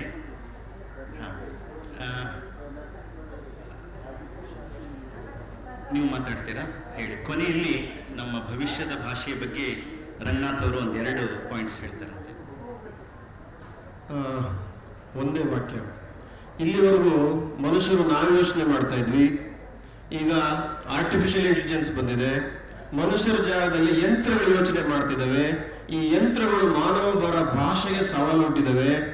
ಈ ಮಾನವರ ಭಾಷೆಗೆ ಯಂತ್ರಗಳು ಹುಟ್ಟಿರುವ ಸವಾಲನ್ನ ಯಾವ ರೀತಿ ಎದುರಿಸ್ತೀವಿ ಅನ್ನೋದು 21ನೇ ಶತಮಾನದ ದೊಡ್ಡ ಚಾಲೆಂಜ್.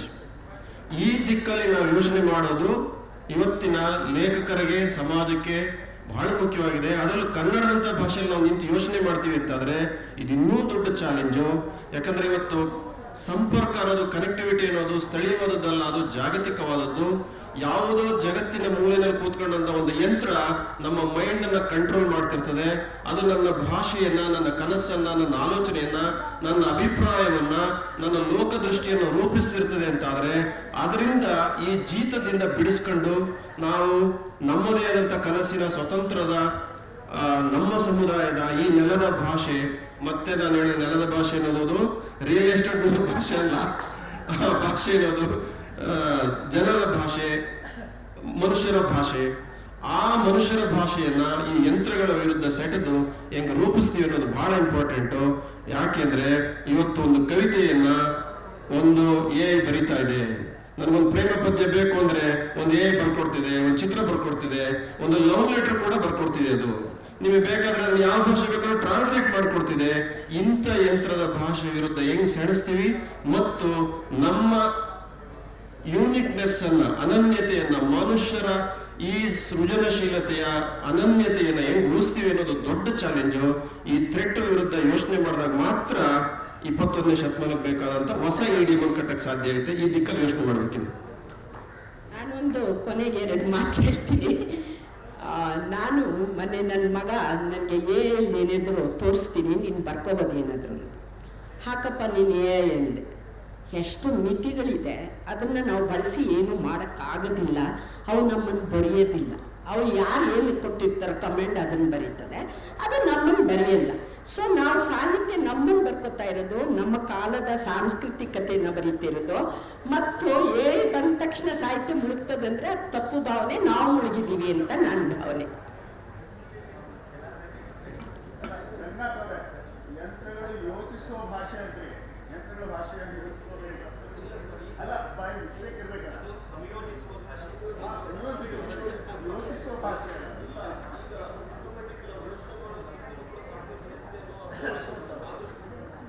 ಇಂದಿನ ಮುಂದಿನ ಸಾಹಿತ್ಯದಲ್ಲಿ ಭಾಷಾ ಬಳಕೆ, ಸುಲಭ ಭಾಷೆ, ಹೆಣ್ಣು ಭಾಷೆ, ತಂತ್ರಾಂಶದ ಭಾಷೆ, ಭವಿಷ್ಯದ ಭಾಷೆ, ಈ ಭಾಷೆ ಇರುವಷ್ಟೇ ಅಗಾಧವಾದ ವಿಷಯ ಚರ್ಚೆ ಇನ್ನು ಉಳಿದಿದ್ದಾವೆ ಅಂತ ಹೇಳ್ತಾ ಈ ಕಾರ್ಯಕ್ರಮಕ್ಕೆ ಸಂಪನ್ಮೂಲ ವ್ಯಕ್ತಿಗಳಾಗಿ ಆಗಮಿಸಿರುವಂತಹ ವಿದ್ವಾಂಸರಿಗೆ ಗೌರವ ಸಮರ್ಪಣೆ. ಮೇಟಿ ಮಲ್ಲಿಕಾರ್ಜುನ ಸರ್ ಅವರಿಗೆ ವೇದಿಕೆ ಪರವಾಗಿ, ತಮ್ಮೆಲ್ಲರ ಪರವಾಗಿ ತುಂಬು ಹೃದಯದ ಧನ್ಯವಾದಗಳು. ರಂಗನಾಥ ಕಂಠನಕುಂಟೆ ಅವ್ರಿಗೂ ಕೂಡ ತಮ್ಮೆಲ್ಲರ ಪರವಾಗಿ, ವೇದಿಕೆಯ ಪರವಾಗಿ ತುಂಬು ಹೃದಯದ ಧನ್ಯವಾದಗಳು.